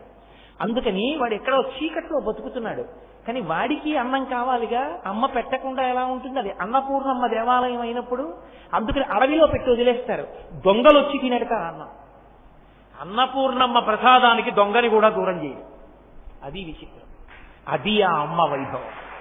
కాబట్టి ఆవిడ భర్తకి పెడితే అలా పెడుతుంది, అతిథులకు పెడితే అలా పెడుతుంది, బిడ్డలకు పెడితే అలా పెడుతుంది. అందుకే అసలు ఇల్లు అన్న మాట ఎప్పుడంటే ఇల్లాలుంటే. ఇల్లాలు లేని ఇల్లే కాదు, అదో సత్రం, అదో గది, అదో మఠం అంతే. అందుకే శాస్త్రం అంది, నీ మొహం నువ్వుంటే ఇల్లు అవ్వలేదు, ఆవిడుంటేనే నీకు ఇల్లు అయిందని. గృహిణి గృహముచ్యతే. గృహిణి ఇల్లాలు ఎక్కడుందో దాన్నే ఇల్లని పిలుస్తారు. ఆవిడ తిరుగుతుంటే ఆవిడ పట్టాల చప్పుడు వినపడి, ఆవిడ గాజుల చప్పుడు వినపడింది, అది ఐశ్వర్యం, అది ఇల్లు. తప్ప నీకు ఎన్నైనా ఉండొచ్చు, నువ్వు వెళ్ళేటప్పటికి ఆవిడొక్కత్తి లేకపోతే, ఆవిడొక్కత్తి కానీ వెళ్ళిపోతే అంటే నా ఉద్దేశం శరీరం వదిలిపెట్టేసినట్టయితే పురుషుడికి సంబంధించినంత వరకు అది ఇల్లు కాదు, అది గృహము కాదు. ఎప్పుడు గృహము అంటే గృహిణి ఉన్నంతసేపే. అందుకే అసలు పరమేశ్వరుడు ఆ స్త్రీ హృదయంలో ప్రవేశపెట్టినటువంటి ప్రేమ అటువంటిది. అది అందుకే ఎంత గొప్పగా గౌరవించిందో తెలుసా అండి స్త్రీని శాస్త్రం. పురుషుడు ప్రణిపాతం చెయ్యాలి, నేల మీద పడి నమస్కారం చేయాలి, సాష్టాంగం చెయ్యాలి. అసలు ఆడదాన్ని సాష్టాంగం చెయ్యవద్దని చెప్పారు. నువ్వు చెయ్యడానికి వీల్లేదు, చెయ్యొద్దు. అది పరమేశ్వరుడే కానీ గురువే కానీ స్త్రీ సాష్టాంగం చేయడానికి వీల్లేదు. ఎందుచేత అంటే ఏ శరీరావయవములోంచి ఈ లోకమంతా సృష్టింపబడి బయటికి వస్తోందో, బయటికి వచ్చిన బిడ్డలు ఏ స్థనముల నుండి ఆహారమును స్వీకరిస్తున్నారో ఆ 2 అగౌరవింపబడి భూమిని తాకవలసిన అవసరం లేదు. అవి లేని నాడు సృష్టి లేదు. అందుకని మీరు సాష్టాంగం చెయ్యక్కర్లా, మోకాళ్ల మీద మోచేతుల మీద నమస్కరిస్తే సాష్టాంగమే అని స్త్రీని గౌరవించింది శాస్త్రం. అంత వైభవోపేతమైనటువంటి సనాతన ధర్మము, అంత మర్యాద చూపించింది స్త్రీమూర్తి ఎందు. కాబట్టి సరే అలా చెప్తూ వెడితే ఏమవుతుంది? జనత్వనత్కంకణలు పురాయై. ఆ తల్లి యొక్క చేతికి పెట్టుకున్న కంకణముల యొక్క చప్పుళ్ళు వినపడుతున్నాయి.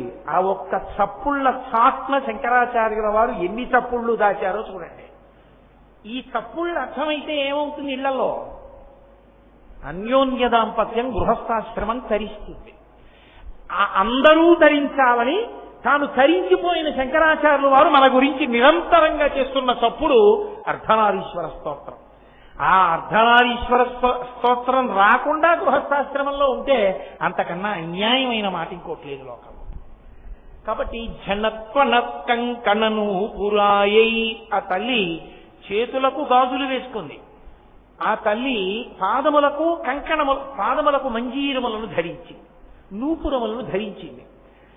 పాదములకు పెట్టుకున్నటువంటి నూపురములు అంటే మంజీరములు ఎందుకు ధరిస్తుంది అంటే, పాదములు శోభతో ఉంటాయి. ఎందుచేత అంటే ఆ పాదములు ప్రస్థానమును సూచిస్తాయి. నడిచేటటువంటి నడక, నడత రెండిటికి సూచనలు. నడక కాళ్లతో నడుస్తాం, నడత లోపల భావాన్ని బట్టి నడుస్తుంది.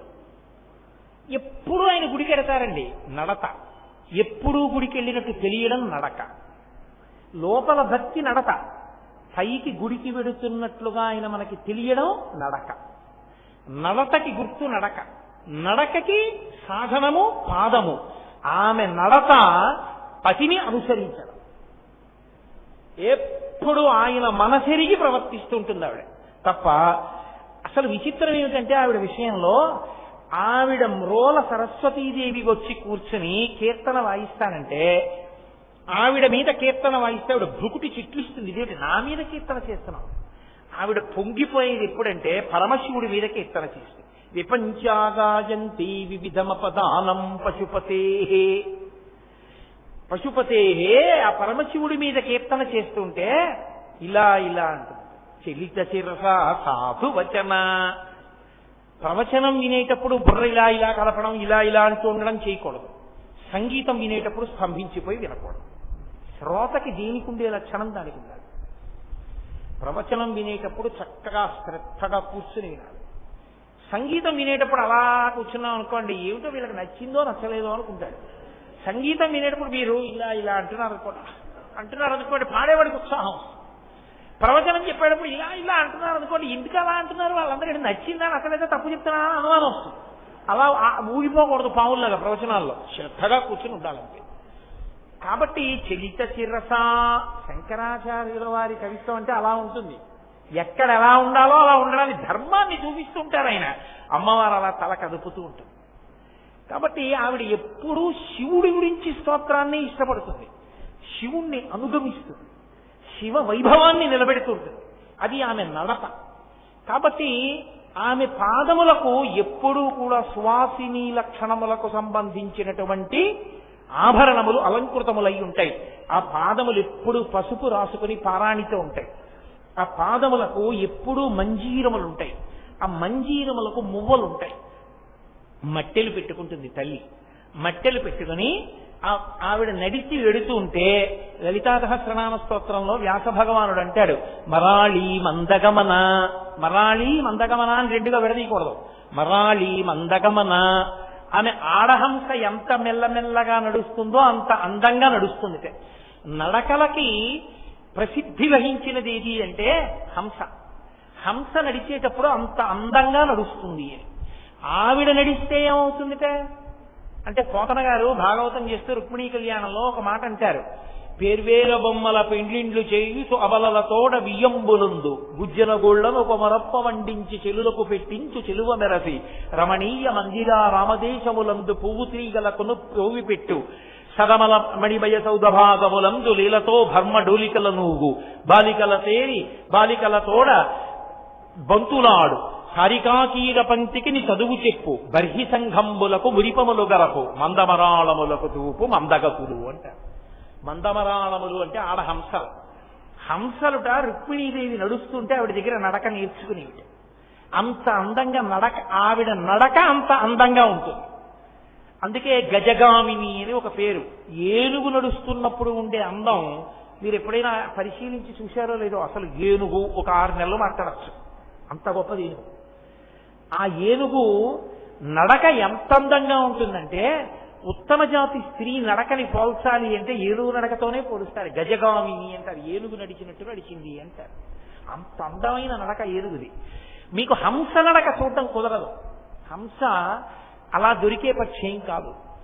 మీకు నిజానికి నడక అందం చూడాలి అంటే మీరు చూడగలిగినది ఏనుగు ఒక్కటి. ఏనుగు నడుస్తున్నప్పుడు చూడాలి ఆ అందం. అంత గొప్పగా నడుస్తున్నంత చాలా గొప్పగా ఉంటుంది.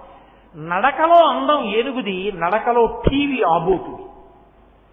వృషభము ఆబోతు అందులో ప్రత్యేకించి నడిచిందా? అసలు ఆ నడకలో ఏమి టీ ఉంటుందో, కారే రానివ్వండి ఇంకోటే రానివ్వండి అలాగే నిల్చుంటుంది. దానికి ప్రదక్షిణ పురస్సరంగా వెళ్ళాలి తప్ప అదేం తప్పుకోదు. అందుకే వాల్మీకి మహర్షి శ్రీరామాయణంలో సుందరకాండ చేస్తూ దుష్టరం నిష్ప్రతిద్వంద్వం చికీర్షం కర్మవానర సముద్రశిరోగ్రీవో గవాంపతిరివా బభౌ అంటారు. ఆబోతు తలెత్తి చూస్తే ఎలా ఉంటుందో హనుమ మహేంద్రగిరి పర్వత శిఖరముల మీద నిలబడి సముద్రం వంక చూస్తే అలా ఉందంటారు. అలా చూస్తుంది అది నిలబడి. అబ్బో కాకినాడ ఓవర్ బ్రిడ్జీల మీద చూడాలి వాటి టీవీ ఎలా నిలబడి ఉంటాయో. కాబట్టి ఆ తల్లి అంత అందమైన నడక కలిగిన తల్లి. బాహ్యం ఆంతరం ఏమిటో తెలుసా అండి అసలు రహస్యం? పరమయోగులైనటువంటి వారు అమ్మవారిని ఉపాసన చేస్తూ ధ్యానంలో ఉన్నప్పుడు వాళ్ళకి అందెల చప్పుడు వినపడుతుంది. పరదేవత నడుస్తున్నప్పుడు వాళ్ళకి అమ్మవారి యొక్క పాదములు పట్టుచీర యొక్క జీరాట గోచరమవుతుంది. వాళ్ళు అమ్మవారి పాదముల అందెల చప్పుడు వింటూ అమ్మవారి యొక్క నడక చూస్తూ వాళ్ళు రమించిపోతారు లోపల. అందుకే అది యోగశాస్త్ర రహస్యం. అది మీకు పట్టుకుందామంటే దొరకదు. ఊపిరి తీసినప్పుడు ప్రధానంగా ఎందులోంచి వెళ్ళి ఎందులోంచి బయటకు వస్తుందో తిరగబడిపోతుంది ధ్యానంలో. అది ధ్యానావస్థలో పతాక స్థాయికి వెళ్ళిపోయాడు అని గుర్తు. ఆ స్థాయిలో నిలబడిపోయి ధ్యానం చేసి పంచేంద్రియాలని వెనక్కి తీసి మనస్సుని నిలబెట్టేసినటువంటి యోగి ఎవరుంటాడో ఆ యోగికి అమ్మవారి నడక అంజల చొప్పుడు వినపడతాయి. అలా వినపడిన వాడున్నాడే వాడు హంస. వాడు హంస అవుతాడు. హంసకుండే లక్షణం ఏమిటంటే పాలు నీరు కలిపి అక్కడ పెడితే పాలు తాగి నీరు వదిలేస్తుంది. జగత్తుని వదిలిపెట్టి బ్రహ్మాన్ని చూడగలుగుతాడు. ఇప్పుడు పరమహంస అంటారు. అందుకే పరమహంస పరివ్రాజకాచార్య అంటుంటారు. పెద్దల్ని పీఠాధిపతుల్ని పిలిచినప్పుడు పరమహంస పరివ్రాజకాచార్య అంటారు. పరమహంస అంటే వాళ్ళు ఎప్పుడు ఊపిరి తీసి ఊపిరి వదిలేటప్పుడు ఆ ఊపిరిలో సోహం అంటారు. అందులో అమ్మవారి యొక్క పాదములకి పెట్టబడినటువంటి మంజీరముల ధనులు వాళ్ళకి వినపడుతుంటాయి. అలా వినబడగలిగినట్టుగా ఆ ఊపిరి తీసి ఊపిరి విదిలి పెట్టగలిగిన ధ్యానావస్థకి వెళ్ళిపోయిన యోగులు మహానుభావులు. వాళ్ళు అనుభవిస్తారని. పరమాచార్య స్వామి మహానుభావులు నడిచిన దైవం అయిన అపర శివావతారం. వారు కూర్చుని ఎదురుగుండా వాళ్ళు మాట్లాడుతున్నప్పుడు వింటూ చెవిలా అంటుండేవారు. చెవిలా అంటూ ఎదురు వాళ్ళ మాటలు వింటున్నట్టే ఉంటూ అర్ధనిమీలిత నేత్రాలతో ఉండి యోగావస్థలోకి వెళ్ళిపోయి అమ్మవారి పాద మంజీరముల శబ్దం వినేవారు. ఆయన ఏదైనా చెప్తూ చెప్తూ ధ్యానంలోకి జారిపోయేవారు. ఆయన ఏదో సౌందర్యలహరిలో శ్లోకంలో ఏదో చెప్దాం అనుకునేవారు.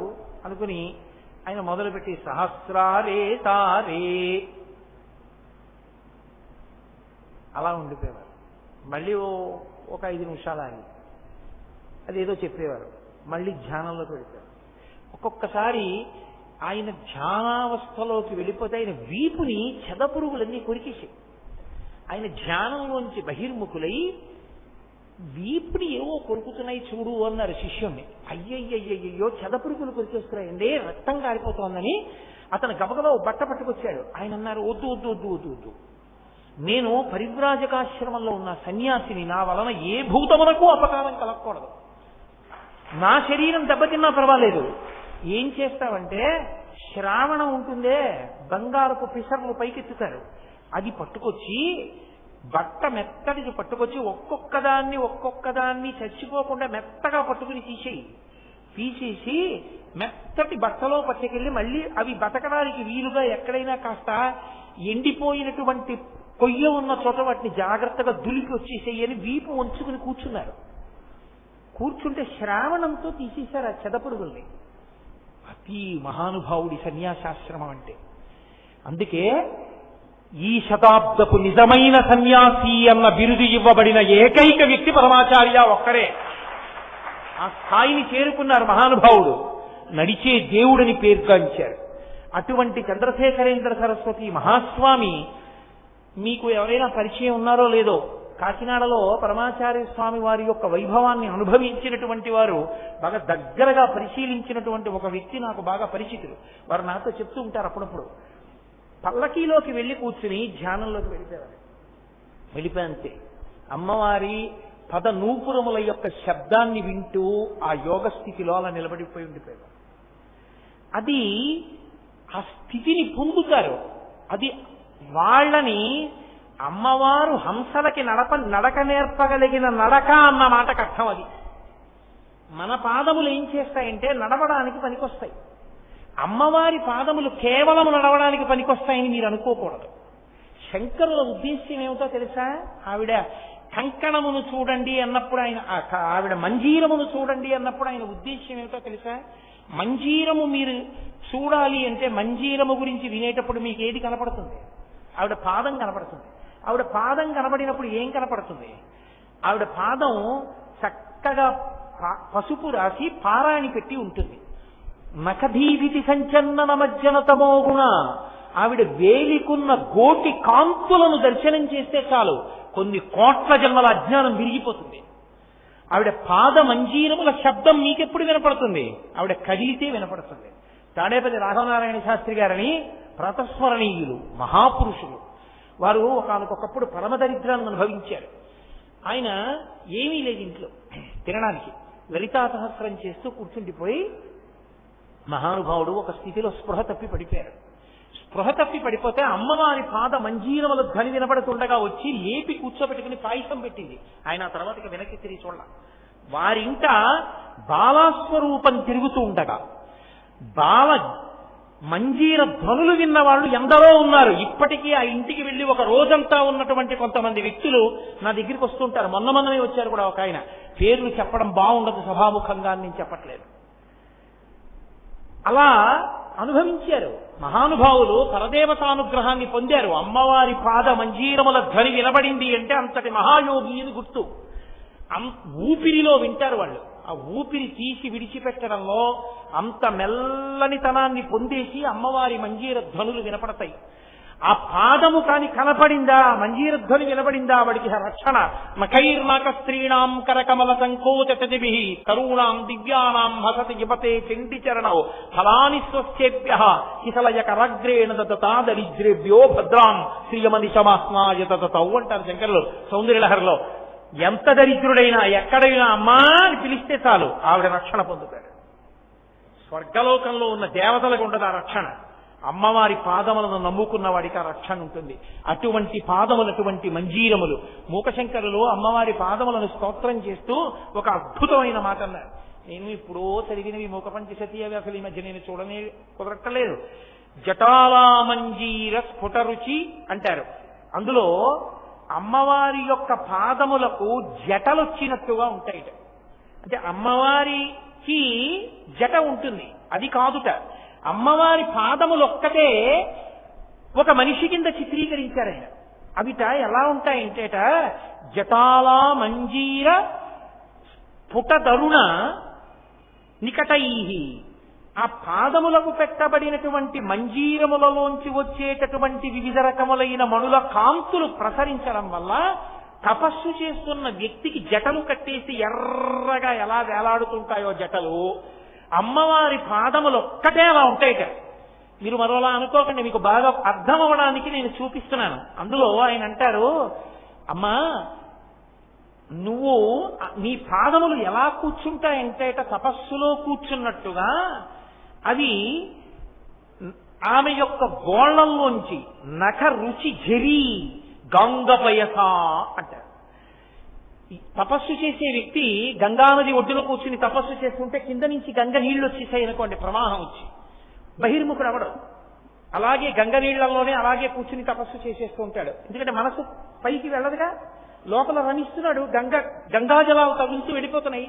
కొద్దిగా ప్రవాహం పైకి వచ్చింది, ఆయనకి తెలియదు. అలాగే గంగాజలాలలో కూర్చుని తపస్సు చేస్తున్నట్లుగా నీ పాదములు కూడా తపస్సు చేస్తున్నాయమ్మా అన్నారు. ఆ తపస్సు చేసే వ్యక్తికి పైన జటలు కట్టి వేలాడతాయి. అలా నీ పాదములు కూడా గంగలో ఉన్నాయి. ఎలా ఉన్నాయో తెలుసా అన్నారు. మీకు అర్థం అవడానికే చూపిస్తున్నాను తప్ప నా ఉద్దేశ్యం ఇంకొకటి కాదు. అమ్మవారి పాదములుట ఇలా పెడితే ఆవిడ పాదములు ఎలా ఉంటాయంటేట ఇలా పెట్టినప్పుడు ఆవిడ ఆ గోళ్ల యొక్క కాంతులు గంగపయస, ఆ గోళ్ల కాంతులు తెల్లగా ఉంటాయి. గంగానదీ జలాలు తెల్లగా ఉంటాయి.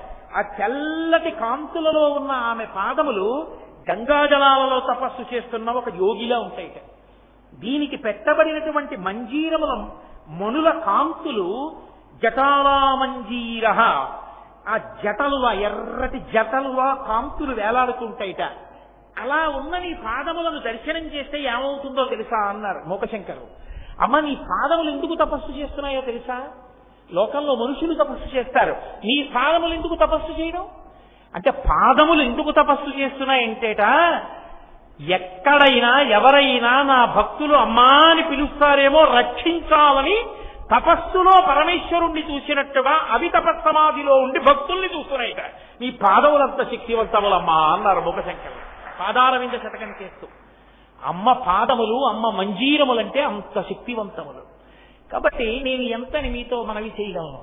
అలా మనవి చేస్తూ వెడితే 7 రోజులు ఒక లెక్క, అది సరిపోతుందా? అసలు అమ్మవారి యొక్క జనత్వనక్కనను పురాయై పదాబ్జరాజత్ఫణిరాజితాయ. శంకర భగవత్పాదులు అంటారు, ఇప్పటిదాకా అమ్మవారి చేతులకు అమ్మవారి పాదములకు పెట్టబడినటువంటి ఆభరణముల గురించి మాట్లాడారు. ఇప్పుడు దేని గురించి మాట్లాడుతున్నారంటే పరమశివుని యొక్క ఆభరణములు మాట్లాడుతున్నారు. పరమశివుని యొక్క పాదములకు పెట్టబడిన ఆభరణములు ఏమున్నాయిట ఆయన పాదములకు? పదాబ్జరాజ ఫణిరాజితాయ. ఆ అయ్యవారి పాదాలకి పాము చుట్టుకుని ఉంది. అది కూడా పాములు కాదు, పదాబ్జరాజ ఫణిభూషితాయ. ఫణిరాజు అంటే పాములలో రాజు ఎవరుంటారో అటువంటి రాజు, ఆ పాముల రాజు చుట్టుకుని ఉన్నాడు.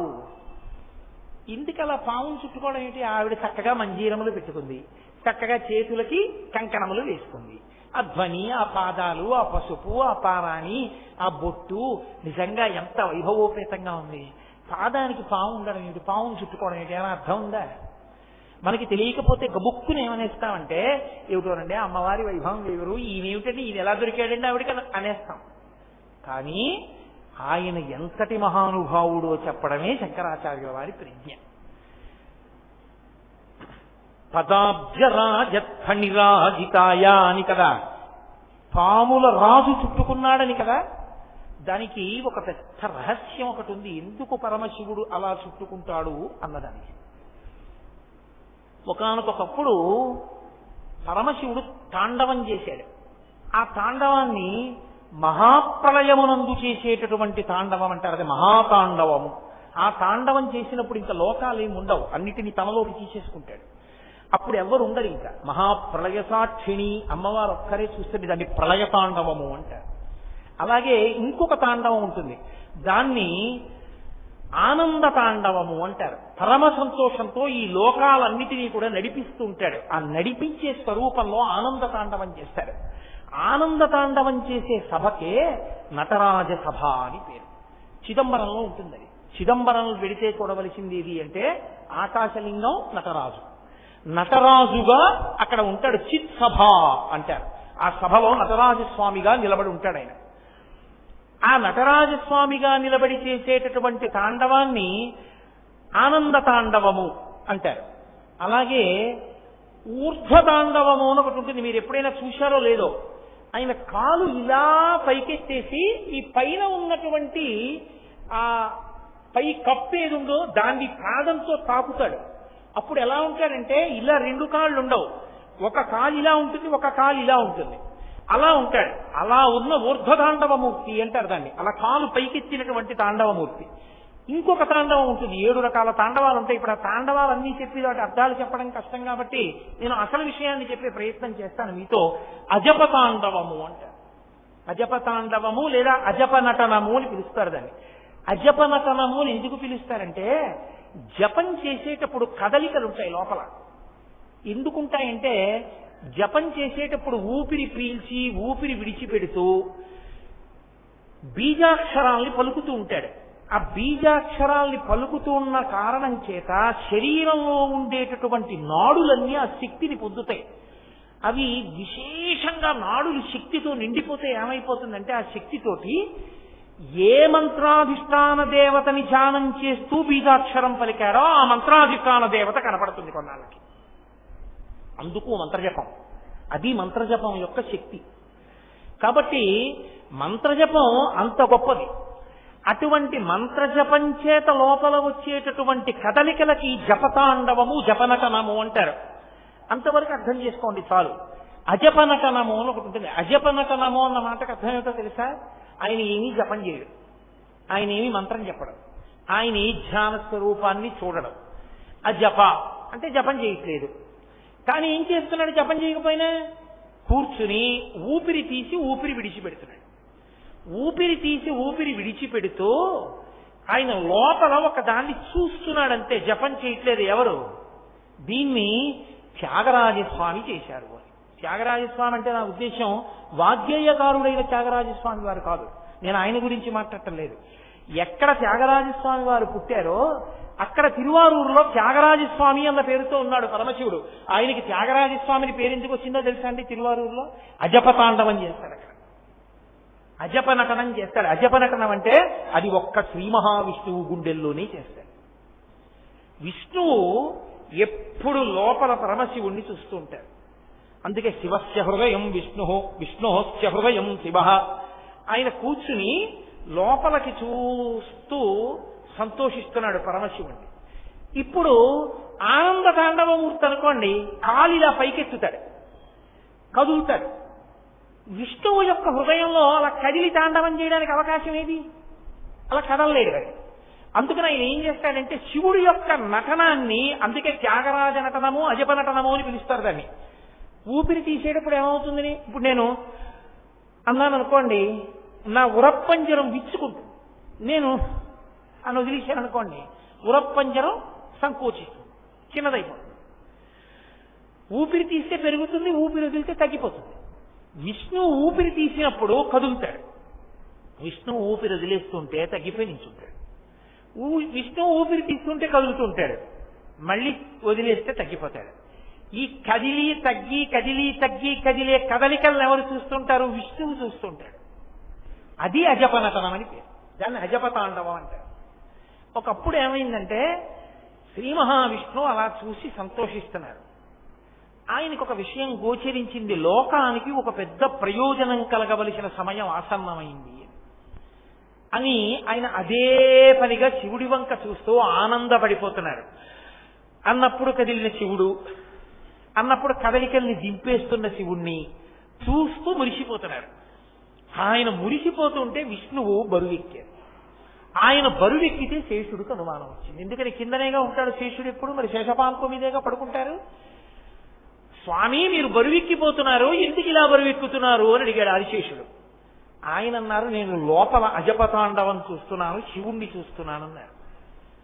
అంత బాగుంటుందా శివనృత్యం అన్నారు. చూస్తే నీకు తెలుస్తుంది అన్నారు. ఎక్కడ చూడమంటారు అని అడిగారు. చిదంబరం వెళ్ళు, చిదంబరంలో చిత్సభలో నటరాజస్వామిగా ఆనంద తాండవం చేస్తాడు, వెళ్ళి చూడమన్నారు. చిదంబరం వచ్చాడు ఆదిశేషుడు. ఏ రూపంలో వచ్చాడో తెలుసా అండి? ఆదిశేషుడుగా రాలేదు, పతంజలి అన్న పేరుతో వచ్చాడు. అందుకే పతంజలి యోగశాస్త్రం ఇచ్చారు, పతంజలి వైద్యశాస్త్రం ఇచ్చారు, పతంజలి మహాభాష్యం ఇచ్చారు, వ్యాకరణం. మనుష్యులకి కావలసిన రోగాలు పోవడానికి ఔషధి, యోగము, వాక్కుకి కావలసిన వ్యాకరణము, మూడు ఇచ్చారు పతంజలి. అందుకే మహాభాష్య వ్యాఖ్య అంటారు ఎవరు, మూకశంకరులు మూక పంచశతిలో. అటువంటి పతంజలి, ఆదిశేషుడు పతంజలిగా వచ్చే ముందు ఒక తల్లి, నాకు ఎల్లైనా లోకమునందు అపారమైన ఖ్యాతి గణించవలసినటువంటి కొడుకు కలగాలి అని ఆవిడ పేరు కొనిక. కొనిక అన్న తల్లి సూర్యనారాయణమూర్తిని ఉపాసన చేస్తూ రెండు చేతులు తాపి అంజలి ఘటించి నిలబడింది, సూర్యుడి వంక చూస్తూ మీ అనుగ్రహంతో నాకు కలగాలని. ఇక్కడ నుంచి శేషుడు కదిలిపోయాడు అనుకోకూడదు, శేషుడు అక్కడ ఉంటాడు. శేషాంశ కదిలింది, కదిలి భూమండలం మీదకి వస్తోంది చిదంబరంలో చూద్దామని. ఆయన వస్తూ ఉంటే సూర్యుడు చూశాడు. చూసి కొనిక లోకమునందు అపారమైనటువంటి కీర్తి గణించవలసిన కొడుకు కావాలని అడిగింది. కాబట్టి వెళ్ళి నువ్వు ఆవిడకి కొడుకుగా పుట్టు అన్నాడు. అనేటప్పటికీ ఆదిశేషుడు చిన్న పాము పిల్లై అంజలి ఘటిస్తున్నటువంటి కొనిక చేతి మీదకి వచ్చి పడ్డాడు. ఆవిడంది, సూర్యనారాయణమూర్తికి అంజలి ఘటిస్తుండగా నాకు బిడ్డడిగా చేతి మీద పడ్డావు కాబట్టి పత్తంటే పడ్డావు, అంజలి అంజలి ఘటిస్తుండగా అంజలి మీద పడ్డావు కాబట్టి నీకు పతంజలి అని పేరు ఇచ్చానండి. అందుకొచ్చింది పతంజలి అన్న పేరు. ఆ పతంజలి చిదంబరం వెళ్ళారు. చిదంబరం వెళ్ళి నటరాజస్వామి వారి యొక్క ఆనంద తాండవాన్ని చూశారు. అందుకే మీరు ఎప్పుడైనా నటరాజస్వామి వారి యొక్క మూర్తిని చూడడం కాదు, విగ్రహం చూడడం కాదు, నటరాజస్వామి వారి యొక్క చిత్తరువుని చూడాలి. అది కూడా తెలిసి తెలియని వాళ్ళు గీసింది కాదు. మీరు కంచి ఏకాంబరేశ్వరుడి దేవాలయానికి వెళితే, మొన్ననే నేను ఏకాంబరేశ్వరుడి దేవాలయానికి వెళ్ళినప్పుడు నాతో ఉన్నారు ఎవరు, అది మోహన్ రావు గారే ఉన్నారు నాతో. ఆయనకి చూపించాను కూడా, చూడండి అని. నటరాజస్వామి వారి యొక్క మూర్తి వెనక గోడ మీద గీసి ఉంటుంది. మళ్ళీ అలా ఉన్నది ఎక్కడో తెలుసా అండి? కాశీపట్టణంలో కంచికామకోటి వారి సత్రం ఎదురుగుండా చంద్రశేఖరేంద్ర సరస్వతి మహాస్వామి వారు శివ పంచాయతన దేవాలయ నిర్మాణం చేశారు. ఆ దేవాలయంలోకి వెళ్ళగానే ముఖమంటపంలో ఉంటుంది ఆ నటరాజస్వామి ఆనంద తాండవం. ఆనంద తాండవంలో అందరూ కదులుతారు, అందరూ కదిలి వాయిస్తూ ఉంటారు. విష్ణువు మధ్యలో వాయిస్తూ ఉంటారు, అందరూ తలకో వాద్యం వాయిస్తూ ఉంటారు, పరమశివుడు నర్తన చేస్తూ ఉంటారు. కదలకుండా ఉండేవాళ్ళు ఎవరో తెలుసా? ఇద్దరి. ఒకరు వ్యాఘ్రపాదుడు, ఒకరు పతంజలి. అందుకే ఆనంద తాండవం చూడ్డానికి వచ్చిన పతంజలి ఏం చేశాడంటే, కిందంతా పాము శరీరం, ముఖం ఒక్కటి మనిషి ముఖం, కిందంతా పులి శరీరం, ముఖం ఒక్కటి మనిషి ముఖం వ్యాఘ్రపాదుడి. ఇప్పుడు మళ్ళీ నేను వ్యాఘ్రపాదుడి చరిత్ర అంతా ఎక్కడ చెప్పను, అందుకని వ్యాఘ్రపాదుడు అంతే అలా అనుకోండి. పతంజలి చెప్తున్నాను వినండి అంతే, అక్కడ అవసరం కాబట్టి. కాబట్టి ఇప్పుడు పాము శరీరం, ముఖం మనిషిది. పతంజలి అలా చూస్తూ ఉంటాడు నమస్కారం చేస్తూ, తప్ప ఆయనేం వాయించడు. చూసి మురిసిపోతుండేవాళ్ళు వాళ్ళిద్దరే, మిగిలిన వాళ్ళందరూ వాద్యాలు మోగిస్తారు. అట్నుంచి వ్యాఘ్రపాదుడు చూస్తుంటాడు. ఆదిశేషుడు కడు పతంజలిగా వచ్చి ఆనంద తాండవాన్ని చూస్తున్నాడు. చూశాడు చూశాడు చూశాడు చూశాడు పొంగిపోయాడు. పొంగిపోయి వీళ్ళందరి వంక చూశాడు. అందరూ ఏదో ఒకటి వాయిస్తున్నారు, తను పాము తనేం వాయిస్తాడు? బాధేసి, అరే రే నేను ఏదో ఒకటి చెయ్యాలి, ఆనంద తాండవం ఇంత గొప్పగా ఉంది పరమేశ్వరుడిది, అందుకు కదూ శ్రీ మహావిష్ణువు పొంగిపోయారు. నేను ఏదో చెయ్యాలి, ఏం చెయ్యాలని చూశాడు. చూసి ఏం చెయ్యాలో అర్థం కాక, చెయ్యడానికి నేను పావుని కాబట్టి రెండే చేయగలను. మీరందరూ చూస్తే వినలేరు, వింటే చూడలేరు. ఎందుకంటే రెండూ కలిపి ఒక ఇంద్రియంతో మనం చెయ్యం. వినాలంటే చెవులు ఉండాలి, చూడాలంటే కళ్ళు ఉండాలి. తప్ప ఒకే ఇంద్రియంతో చూస్తూ వినడం మనకు కుదరదు. చెవులు మూసేసి కళ్ళతో చూస్తూ వినమంటే కుదరదు, కళ్ళు మూసేసి చెవులతో చూస్తూ వినమంటే చెవులు చెయ్యవు. పావుకి చెవులు చూస్తాయి, వింటాయి. అందుకని నేను చూస్తూ ఇవన్నీ వింటూ మురిసిపోతానని నమస్కారం చేస్తూ ఉండిపోయాడు. అది మీరు కాశీపట్టణంలో చూడాలి. మళ్లీ కావాలి అనుకుంటే కంచి ఏకాంబరేశ్వర దేవాలయం నటరాజస్వామి వెనక గోడ మీద చూడాలి. అటువంటి స్వరూపంతో ఉన్న పతంజలి చూసి చూసి చూసి చూసి చూస్తున్నాడు. చూస్తుంటే నంది భృంగి వాళ్ళు నవ్వారు. ఎందుకు నవ్వారని అడిగాడు. మేమందరం చక్కగా ఏదో ఒకటి వాయిస్తున్నాం, కాళ్ళ చేతులా నీకేమున్నాయో వాయించడానికి పాపం అన్నారు వాళ్ళు. వెంటనే ఆయన బాధపడ్డాడు. ఇన్నాళ్ళు ఆదిశేషుణ్ణి అనుకున్నాను, నిజమే కాళ్ళు చేతులు లేనివాడిని నేనేం చెయ్యను పరమేశ్వర తాండవానికని. కాళ్ళు చేతులు అంటే ఏమిటి? కాళ్ళు బాగా సాగదీసి నడుస్తాం, చేతులుంటే పైకెత్తుతాం, ఏదో చేస్తాం. నందికి కొమ్ములు ఉన్నాయి, ఇంకోళ్ళకి కాళ్ళు ఉన్నాయి, ఇంకోళ్ళకి చేతులు ఉన్నాయి. కొమ్ములు కాళ్ళు చేతులు లేని కవిత్వం చెప్తాను, అద్భుతమైన కవిత్వం శివతాండవం మీద 8 శ్లోకాలు చెప్పాడు. అందుకే ఆ 8 శ్లోకాలకి ఎక్కడా దీర్ఘాక్షరం ఉండదు, ఒక్క దీర్ఘాక్షరం కూడా ఉండదు, అన్ని హ్రస్వాక్షరాలే. అంటే కాళ్ళు చేతులు కొమ్ములు లేని కవిత్వం చెప్పానన్నాడు. అలా తాండవం గురించి చెప్పిన కవిత్వం ఇంకోటి లేదు. అంత అద్భుతమైన కవిత్వం చెప్పి వాళ్ళందరూ మురిసిపోయారు. మురిసిపోయాక నర్తన చేస్తున్న శివుణ్ణి చూసి, మీ అందరూ అన్ని వాయిస్తున్నారు, నేను వాయించలేకపోయాను కదూ, కాబట్టి పరమేశ్వరుడికి నేను భూషణం అయిపోతాను, ఆభరణం అయిపోతానని ఎగిరి వెళ్లి పరమశివుడి కాలుకి చుట్టుకున్నాడు. ఓ కాలు అది శంకరాచార్యుల వారు తీసుకొచ్చి ఇక్కడ చెప్తున్నారు. పదాబ్జ రాజనిరాజితాయ, ఒక కాలుకి ఫణిరాజు ఉన్నవాడా అని పిలవడం వెనక ఉన్న ఉద్దేశం అది. ఆదిశేషుడంతటి వాడ పాదాన్ని చుట్టుకున్నాడు. అంత గొప్ప ఆనంద తాండవం. నటరాజు అంటే ఏమిటో తెలుసా అండి?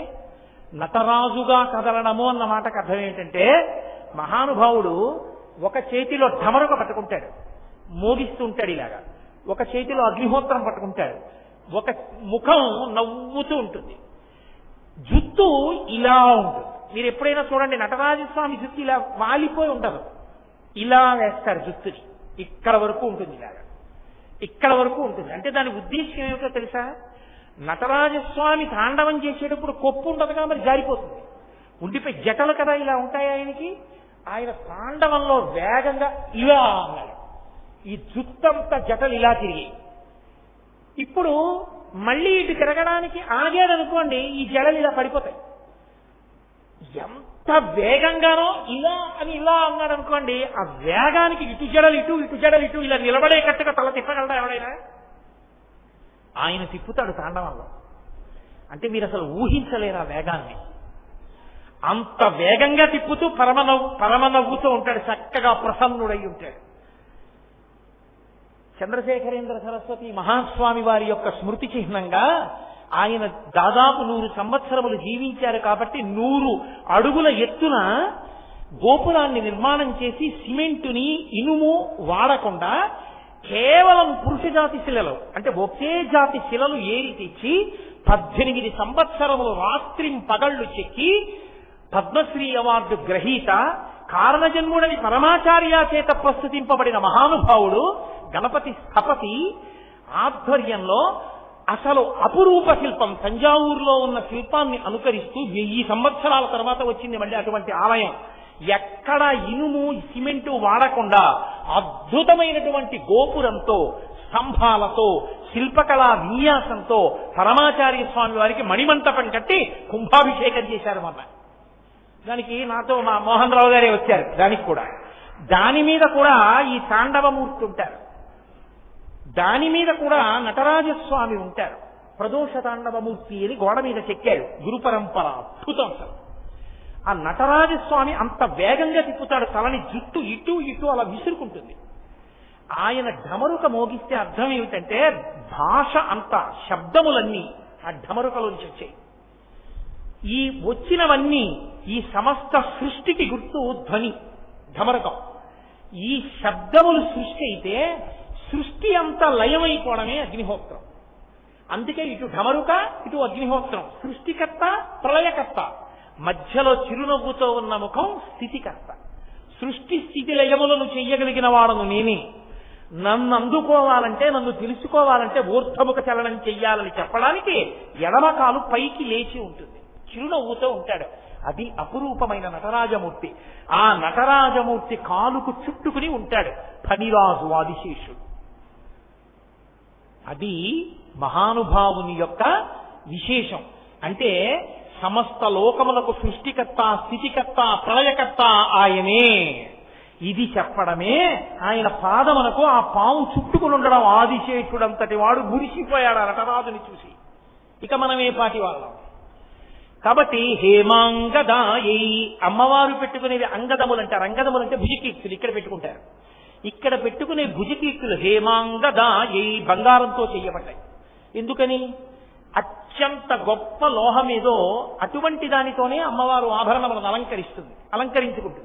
కాబట్టి బంగారు ఆభరణములను అలంకరించుకుంది. శంకరుడు భుజగాంగదాయ పావులను చుట్టుకున్నాడు. కాలికి పావుంది బాగుంది, మరి భుజములకు ఎందుకు చుట్టుకున్నాడు?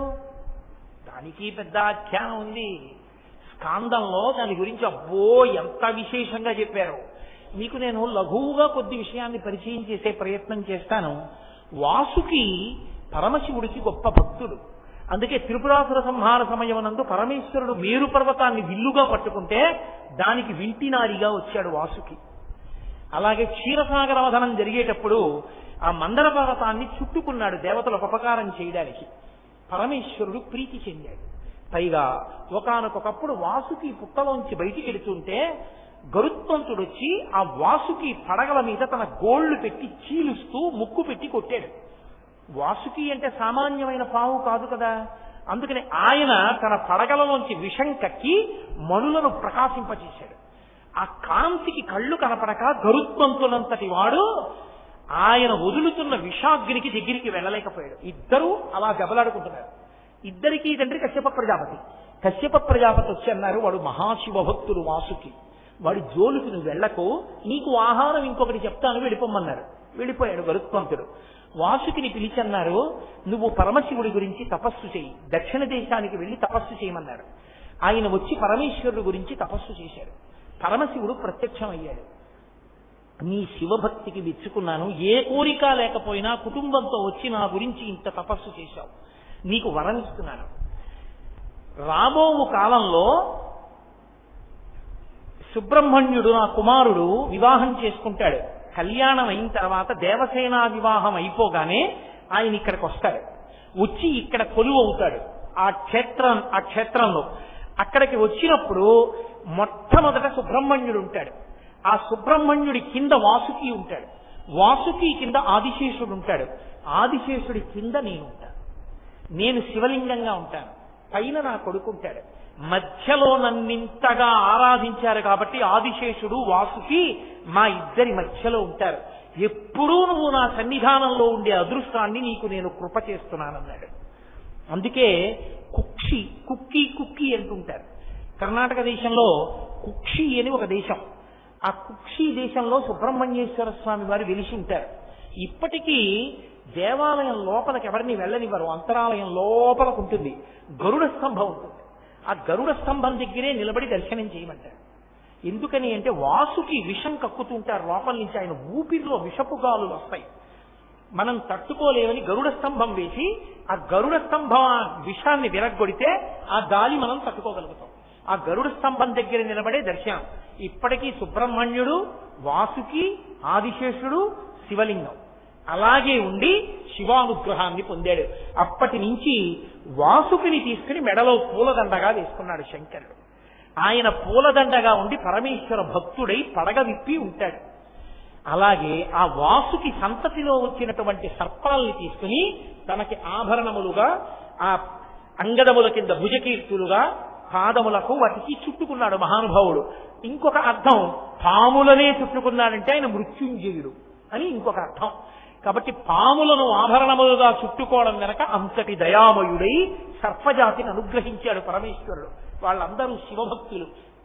వాళ్ళ గురించి విన్నా, ఒక్కసారి చదివినా, అలా ధ్యానం చేసిన, దాని గురించి తెలుసుకున్న వెంటనే పార్వతీ పరమేశ్వరుల యొక్క, సుబ్రహ్మణ్యుని యొక్క అనుగ్రహం కలుగుతుంది. కలిగితే ఇల్లు చల్లగా ఉంటుంది చక్కగా పిల్లపాపలతో. అందుకే ఇల్లు చల్లగా ఉండాలని శంకరాచార్యుల వారు ఈ 2 పాదాలని తీసుకొచ్చారు.